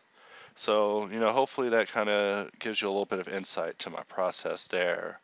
So, if y'all come up with some epic robot stuff, and it's because of this little tip, let me know. Sometimes I wonder if people get this stuff. Like I'm like, I don't think people are starting to understand what my tutorials are saying anymore. Just irrelevant info. But I just I'll come over here, press period over the outliner to jump to that object, so I can just make it unselectable. Because it's annoying to have it be selectable. And then I'm just going to duplicate this finger. I should play with the scaling. I should do a lot of stuff. But also, I'm in the middle of a tutorial about how to make a face. So cut me some slack while I show y'all real quick how I make this hand. Alright. So, we'll bring it back for a moment, click the eye. But, this is something you don't want to see scratching on your window at night. But with this combination of little parts, you can stay gone for a little bit, buddy. Alright, so with this combination of parts, just simple stuff, you can come in and just, quickly get like these things that look so crazily complex that it just seems unobtainable. It's like, man, I gotta be smoking some unobtainium to get that. But Well, and also, if you tried to just manually polymodel that, it'd be a headache. yeah, like stuff right like this right here. Like you see this piece right here. It's a little nice little piece. Let's look at how it was made. Just while it's up. Just in case you're like, hey, I need a fill filters. Robot, get out of here. I didn't ask for you. All right, so um, this is a recap on something I talked about earlier. So if y'all don't remember, shame on you. But Alt P, Alt J. Let's examine that again. Unexpected For some reason, being able to do it are like two different things. I'd have to like study it on my own to figure out how to do that. Like I know like the steps you told me, but I'd have to experiment with it on my own. Oh yeah, and that's why this is being recorded too, so that way y'all be able to see it on the YouTube. So notice that when I first Alt J'd it did not give me all diamond quads, meaning all redirected quads, and that's because of this parameter here under the max angle. The stuff that comes up here, you just know you can bring it up on your screen by pressing F6. I should probably do that more, but I don't. I just go here. If the T panel is going to keep popping up, I'll just keep going to it. But people complain about Blender's UI. Just to bring that up real quick. My final input on the UI is shut the hell up. All right, because seriously, this is my UI. This is my UI. When I go into Maya and I'm modeling, this is my UI. Nothing. I don't want to see nothing but what I'm working on. I don't want to see buttons anywhere, especially, like these buttons here, these buttons get on my nerves. That's why I'm glad they just go away and come back.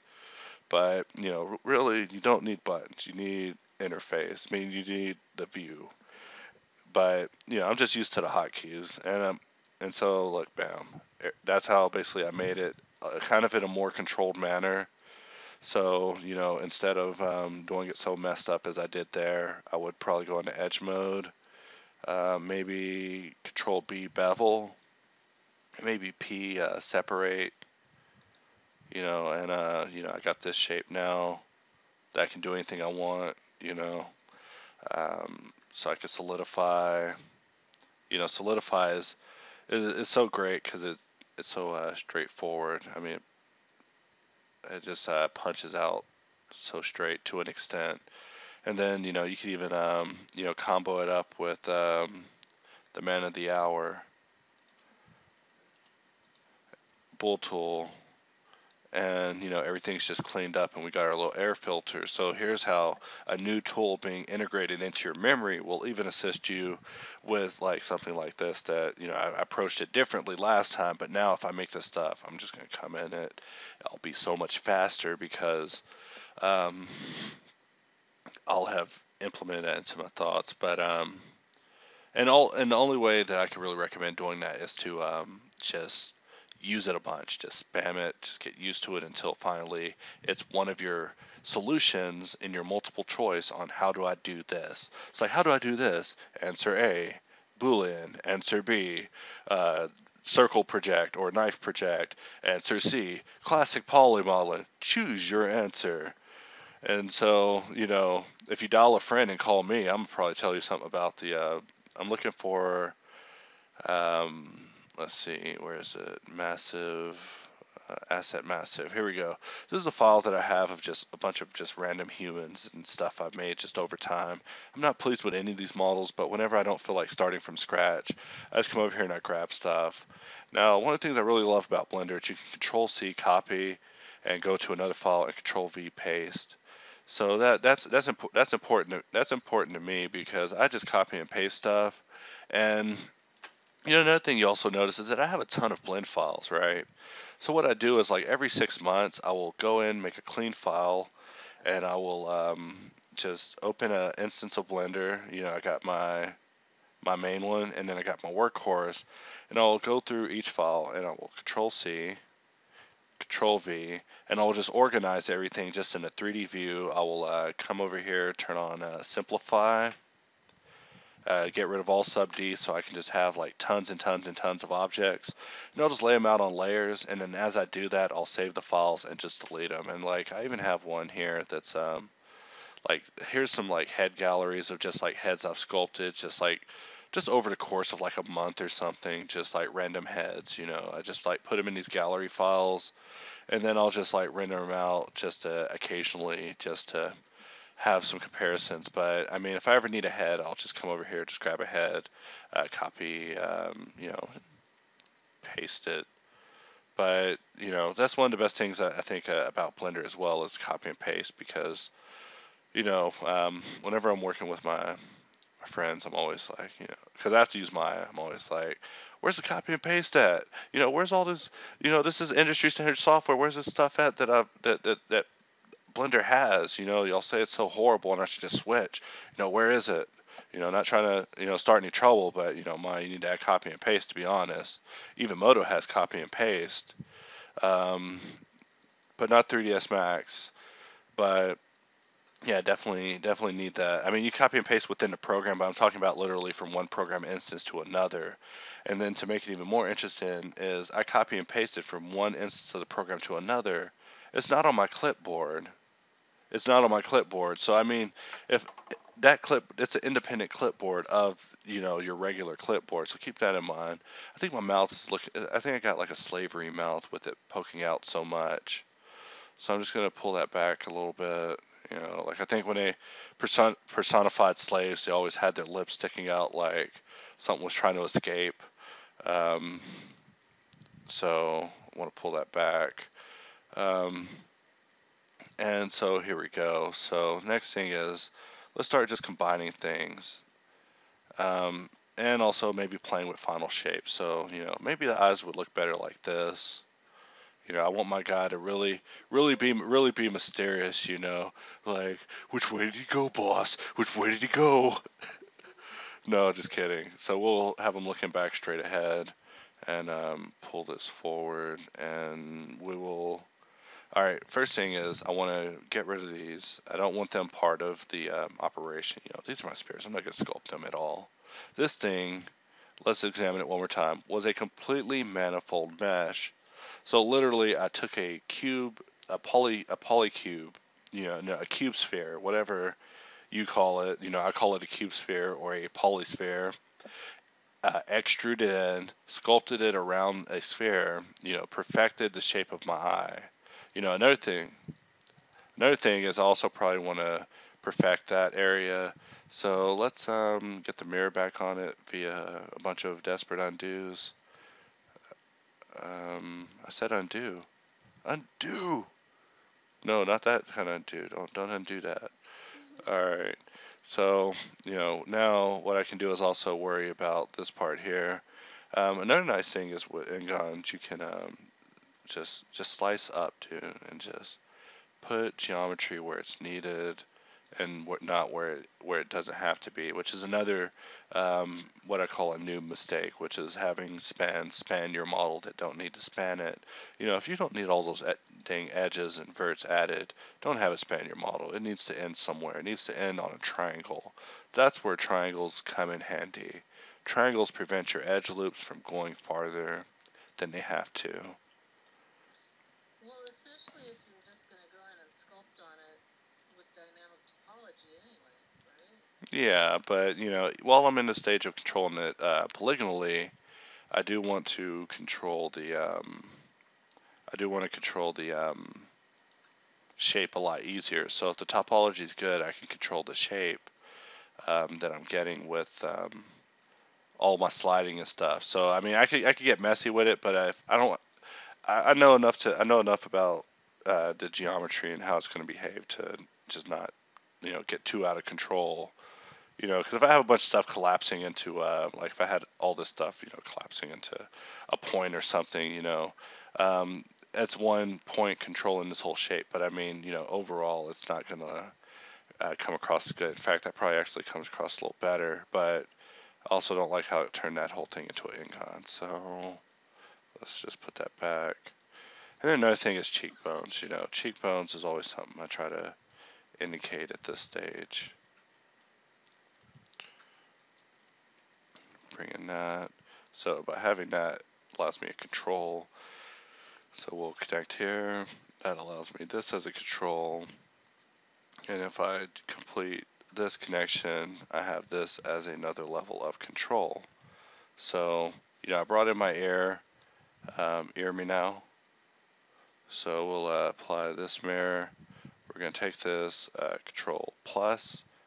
Now it's added onto the object. I can control, you know, where this ear is going, and everything's unified. We're going to take this control plus. Everything is a horrible mistake. Just take this and separate with P, and take this and control plus, and everything is unified. Not, dang it. All right. All right, you know, we're actually just going to press period, find this on here, make it unselectable, you know, just get the behavior predictable again. And now we can control where this is being, but underneath the curtain, you know what's happening, you know it's connected to this mesh. So when we start sculpting on it, it's going to actually work out and be connected. You know, alternatively, if this tool wasn't here, or I didn't know that you could do this with booleans because of this tool being invented, because I never used booleans before now, ever, then I would have just tried to like remesh it. And if you've experimented with remesh, you would know you shouldn't remesh.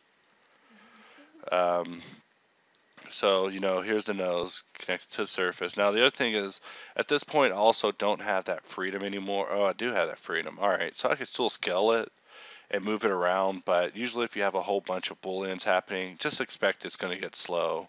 You know, if you have a bunch of modifiers happening at once, come on, give it a fair chance. Don't expect something impossible.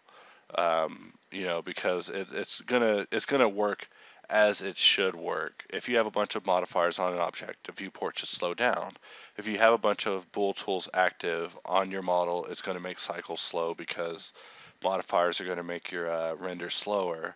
So, you know, you want to apply and collapse and control your history and things like that. Not to sound like a Maya user, but just know that there are limitations in those respects. So, you know, if you're making an entire gun and you're like, hey, I'm gonna go move the very first bevel that started it all, guess what? It's gonna slow down dramatically, and you're gonna be like, where's this coming from? You did it. Step one, a long time ago. All your fault. So, you know, here we go. I don't like how the chin is making him Abraham Lincoln now, so I'm going to bring it back again. Go with my original shape. And so here we go. Everything's connected. Instead of collapsing it all there, I could press Alt-C and just, you know, convert to mesh. You know, it was already a mesh. But by doing that, I can, you know, just delete all that. And, you know, everything's together.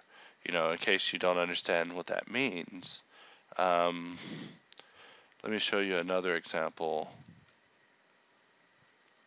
So yeah, for some reason my recording also didn't get y'all's audio in the studio audience. So probably next time I'll get y'all. But yeah, I had to set up like this out of respect, because it's like, you know, maybe people aren't wanting to be recorded. But yeah, probably next time, you know, as long as questions are fairly relevant. But yeah, I'm trying to change my tutorials to a way that I'll actually record them live, and then that way, if y'all have questions, y'all can ask as I'm making it, instead of having people in the comments being like, "Hey, I don't know what retopology is." It's like, "Oh, that thing that I time lapsed for 3 hours."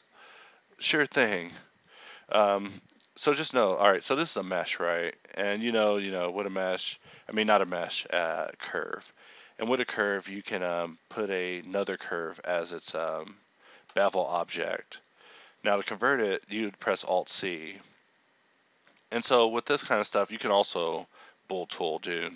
So just know that you can do that. Like, the only reason I didn't show you all that as a possible way of doing things on the hard surface stuff and stuck with the skin was because I found the skin was less clicks and that the curves required the extra step of conversion. So I just didn't want to go over that at all. so now we have this unified mesh. You know, geometry, not the best, but the geometry is exactly where I want it to be, connected. I want everything connected and I want no internal geometry. Now that is magical. And so if we add a sub D, this is what we're looking at. And from here we can just go into dynamic topology. Usually I give things a level of sub D before I come into a dynamic topology just to give it a fair chance, because if it's a bunch of n-gons being converted whenever you go into this operation, I found that sometimes it can what's the right word, look like shit. So you know, just applying a sub D will get it to act correctly. So we're going to go under here. Now I'm using the quick prefs. If you don't know what they are, you should probably just Google the word Blender add-ons. And there's like a Blender add-ons page that has every add-on for Blender. You shouldn't add every add-on to your Blender because it'll make it unstable and slow. And a lot of them are useless unless you're in a very specific situation. But you know, this part brings us to the conclusion, or not so much the conclusion, but pretty much the conclusion of what the point I was trying to explain is that, you know, using the BoolTool, we were able to really quickly set this up kind of as a base mesh, and all we did was just, you know, make a pretty decent set of eyes, make a pretty decent set of lips, and you know, get the shape of the head, as well as take a ear from another file and just drop it in. So now, you know, we're just off to sculpting and everything's unified and together. So by the end of this, you know, I'll be, I mean, I'm not going to probably continue this head because I don't like it, you know, no love for this head, but, you know, I would be, you know, retopologizing, probably playing with B surfaces since I haven't used it in a while. Or just doing it traditional since I'm super fast with it. But, you know, being able to basically concept your final version and just put your eyes where you want it to be. You know, that's stuff that I was used to only having the ability to do in ZBrush. Like I think I showed in another video about, you know, insert meshing and how you can, you know, insert eyes, insert mouth, insert ear on a sphere and basically have the most interesting sphere ever. Or you can just do a little bit pre-shaping and, you know, get it to quickly look like a head. So, you know, I always focus on these little nodules on the corner of the mouth. Sometimes you get the little artifacts, just polish that out. You know, it's always a fight. So, you know, if the geometry's not working, make it work. And if the geometry is still not working, triangulate it, subdivide it, and then try it again, because I consider that pretty much giving a mesh amnesia, is triangulate it, subdividing it, or remeshing it, triangulating it, subdividing it is really giving it amnesia. That's like a whole new identity to a mesh. That's like the equivalent of doing Z-remesh on a mesh or Dynamesh on a mesh in ZBrush. Like that mesh doesn't remember who it was just a moment ago because, you know, the entire point order has been changed. So, you know, now thinking in retrospect, I'm hoping this video doesn't sound too crazy, you know, because I'm you know, one-sided and y'all can't hear people in the background, but you know, definitely give a shout out to all the people in the room. Let's see who that is. Carolyn Douglas, Kenesha, Robert, and me. Yay, me. For being my audience today. But yeah, they've been asking questions the whole time, as well as being a good discussion board. You know, no one's asked anything basic that made me want to punch them across the internet or anything.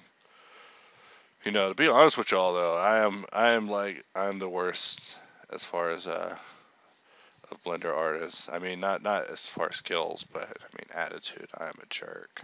If you're a noob, you probably shouldn't talk to me. I send people video links. I'm like, you should watch these videos and then talk to me after watching these videos. That way I know you're serious. But otherwise, you know, I'm not going to talk to you about why an add-on's not working or anything like that. Like you're gonna have to get down those fundamentals.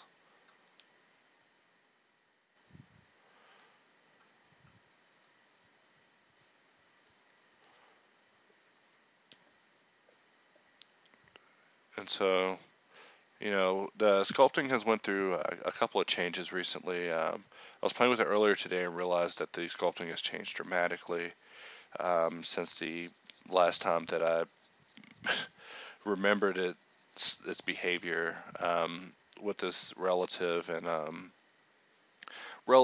subdivide edges stuff. Looking the way it looks, I'm not sure if it's different than the defaults, but it sure was giving me a hard time earlier when I was trying to build up details in the way that I usually do it. So, my apologies in advance if it gets weird here in a minute, because it happened earlier and I just could not figure out why. But I was also working, so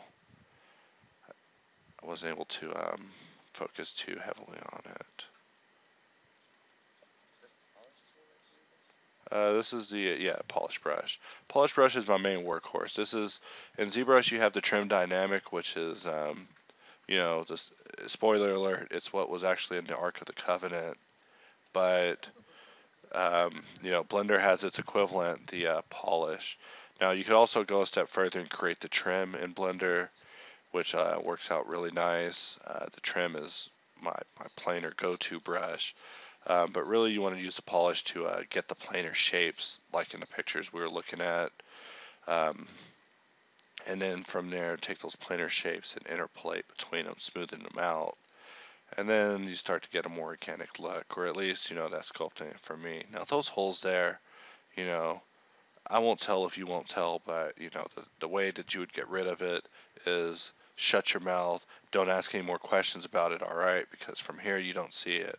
But yeah, under here, there's some issues with the hole. I could fill that in, but, I would have to go in edit mode, and I just don't want to touch it. You're gonna re-topo it anyway. Yeah, but I mean, it's still annoying because every time I smooth it, it's going to get bigger. So that's On the collapse edges works pretty well for that. If you're coming on draw and then collapse edges on a zoomed out surface, just one or two touches on the collapse edges and then move it back to subdivide. That seems to help for me. But all right, let's give that a try, because I never used the collapse edges. So someone in the audience is saying using the collapse edges. just be careful with it. Just make sure that you know when it's on and when it's off. So here we'll It'll destroy your detail real quick. It'll simplify that. Hey, that's brilliant. Yeah. I need to send you a friend request. That's the best. That's the best. Jerry something. Well, I learn something every day, man. I spend all day scouring the web. I don't know everything. Oh yeah. Oh yeah, it's iPad time. Someone want an iPad. Uh-oh. All right. Let's turn that crap off. I wish like how with the snapping you can hold control and it'll snap. It's alternate behavior. I wish you could do that with that. Hold control and it would temporarily turn it on. Like I'm gonna have to write them about that, but that would be. That'd be a cool add-on. Yeah, someone steal that idea out there, studio audience. So my eyes are humongous. This person obviously looks like they've witnessed a grisly murder. So, yeah, the robot hand scratching on his window. So, the eyes are unselectable. It's important to know that, you set things to unselectable when you set them to unselectable. That way you don't click stuff to death. I always also tell people, you're not really a true Blender artist unless you destroy at least 3 mice a year. But now I've gotten way nicer mice, so they don't get destroyed anymore. But before this mouse, I completely destroyed my last mouse. Also destroyed like the keyboard before that, and like 2 other keyboards before that. So that's what 10 hours of blendering a day will do to you. It will destroy some computer equipment. It will also get you some vision problems and some RSS,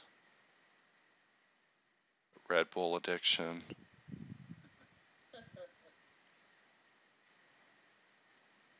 Your coffee maker never turns off. Alright, here we go. So, a little bit of shaping, and got that back up. So, I'm not sure how far I'm going to go with this. Like, I could just be making them into a robot. That's usually what I do after an extent. But, I'm trying to fight the urge. So, here we go. Getting in on that eye. Now, with eyes, I've been trying to change my style up on eyes a little bit, because before I think I kind of went for like a kind of Pixar-ish workflow on shapes and stuff. Like eyes is something I still struggle with, no doubt, because they're hard as hell. But now I'll show y'all kind of how I do it. Another useful tip is if you notice that I created the dam brush. I always create the dam brush, and basically all I do is I take the basic brush, I hit the little 2 so it makes it its own brush, call it dam, and then under curve I will delete a point and then set the curve to look like this, and also change its mode to subtract. And this is a way of remaking the dam standard brush in ZBrush, and it allows me to come in and basically just like cut shapes in. So that line is not exactly where I want it. Control Z, Control Z, Control Z. And also know that you can press Shift S and it'll turn on something called Lazy Stroke. And Lazy Stroke will allow you to more accurately put your stroke in. And it's also akin to something called Lazy Mouse in ZBrush. So, when I see these features, I'm like, yes, because I'm always on ZBrush, and it's not that I'm wanting Blender to become ZBrush so I can stop using ZBrush. It's that I want it in my polymolin tool set, so whenever I'm using Blender to make Blender stuff, I can use ZBrush techniques and keep the same frame of mind, instead of having these alternate psychologies I have to jump between, whenever I'm using an all sculpting application versus a polymolin rigging, lighting, compositing, simulation program like this one. And when I say I'm trying to make a more sincere eye, I'm just meaning that there's like these folds in here that I just personally think whenever I make them, they give it a more sincere look to it. And see, now here's the part where I began to get frustrated. So actually, here we go. So now I'm back in business. Look like Dino Topo was off, probably because of my adventure out of sculpt mode. Also, sculpting is painful. Like, my tablet has gotten some damages, and so it makes a grinding sound when I hit certain parts of the surface. It makes my eyes tear up, and I feel sadness. Can't you get those sheets that you can stick on there? Oh yeah, you could probably get some. I think you could probably get a sheet or something, or I think you could peel the plastic off. But yeah, I'm definitely looking at getting a new tablet.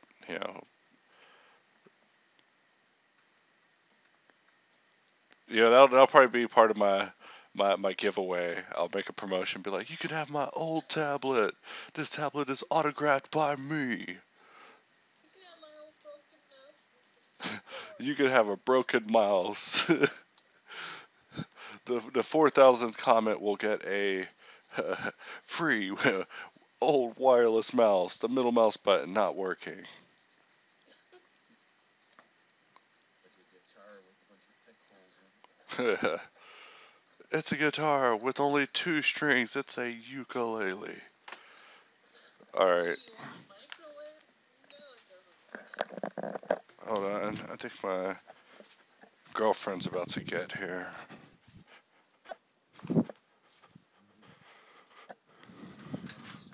Oh yeah. So y'all already know. Like I said, I was meaning to come in at like 5, but yeah, my mistake on keeping y'all waiting. Like that's totally a jerk move, but also y'all sound like y'all were efficient getting in there and practicing and getting used to the tool because I was seriously planning on becoming fierce with y'all because I was gonna come in and to see a bunch of people there like, what's the add-on? Like I would seriously reply f you in the face, um, because I've mentioned it like 3 times. Yeah, like if I put, yeah, like seriously, if you message me and you're like, I don't know what this add-on is, yeah, yeah, yeah, I'm gonna go ahead and put you in my other category of friends.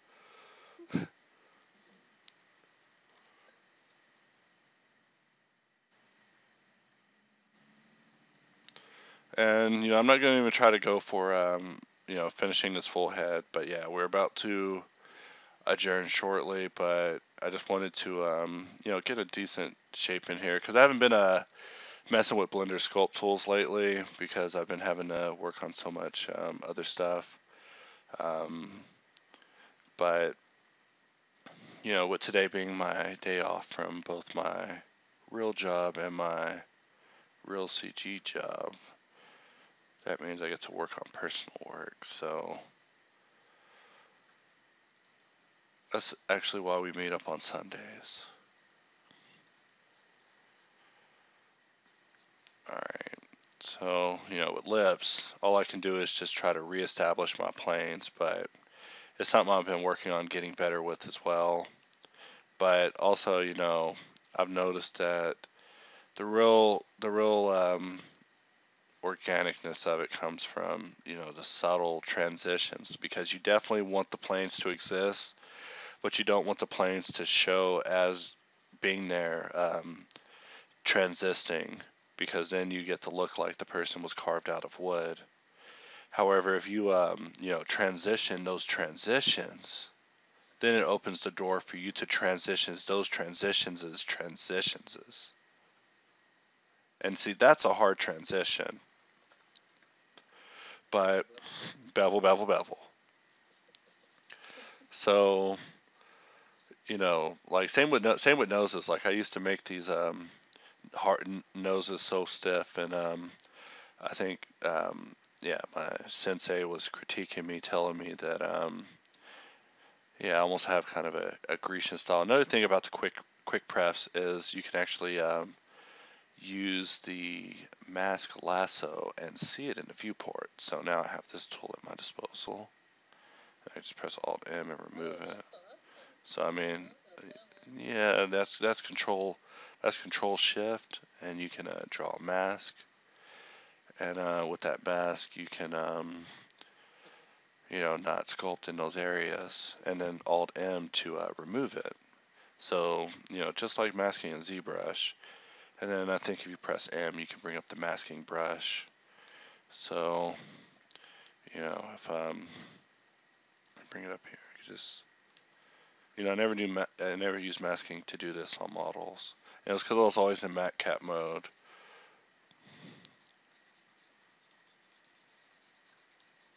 But how long have I been sculpting on this thing? Not very long, right?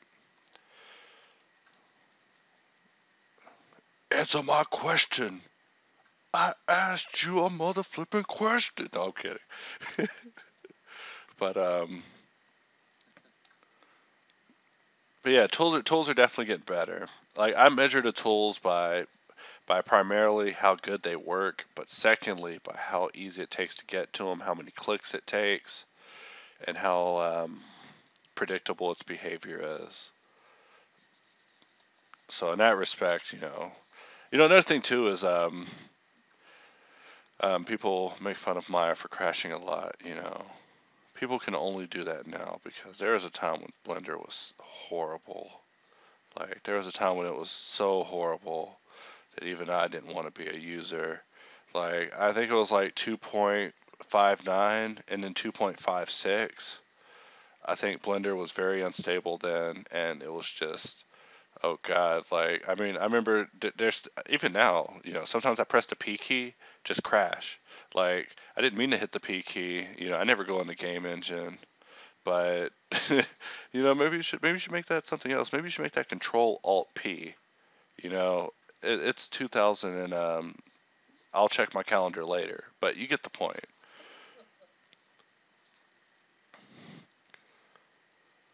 All right, so as far as this shape, there's still some things I want to play with on the side. I don't want to get a cone head, Carolyn. No. Nope. Nope. Cone heads are one of my pet peeves. They're the most disturbing form of making people ever. Like I'm like, yeah, because I mean, it's always like someone that just like I imagine when people go to cone head, they're like, well, these proportions aren't working out. F it. Well, that was only like my third sculpt ever or something. And I wanted to do something that didn't look very realistic, so I didn't worry about it. Yeah. Well, I showed you those Wreck-It Ralph. Well, I'm not even so much talking about. I showed you those Wreck-It Ralph models, right? From the movie. Right here I'm losing a lot of my eye, but let's see. This is where I think there may be something different with the sculpt settings because at no point did I choose to lessen any of my detail, but here I am losing detail, which isn't a bad thing because what I like to do is simplify my sculpts down to like something much more simplified, and then from there work on just the shapes. So like in here, I need to work on these shapes. The nose especially is lacking in shape. Like I think this part needs to be eaten into. This part needs to be roundabouted. This part inside divot and a little bit of meat in here, and also a humongous.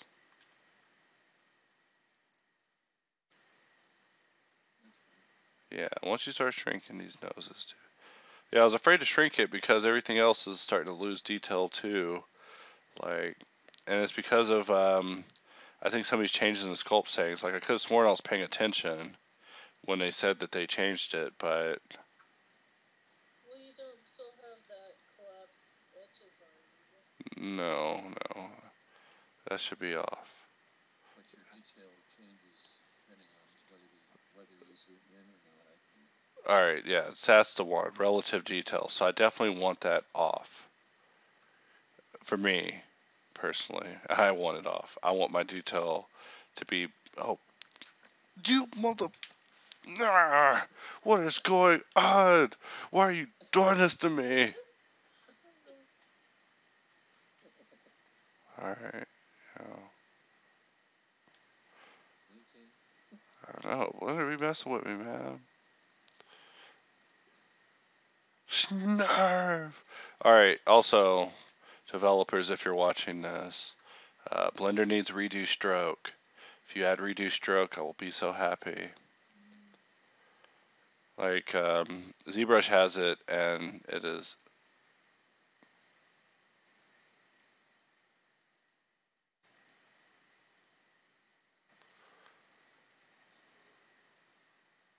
What is this thing I'm looking at?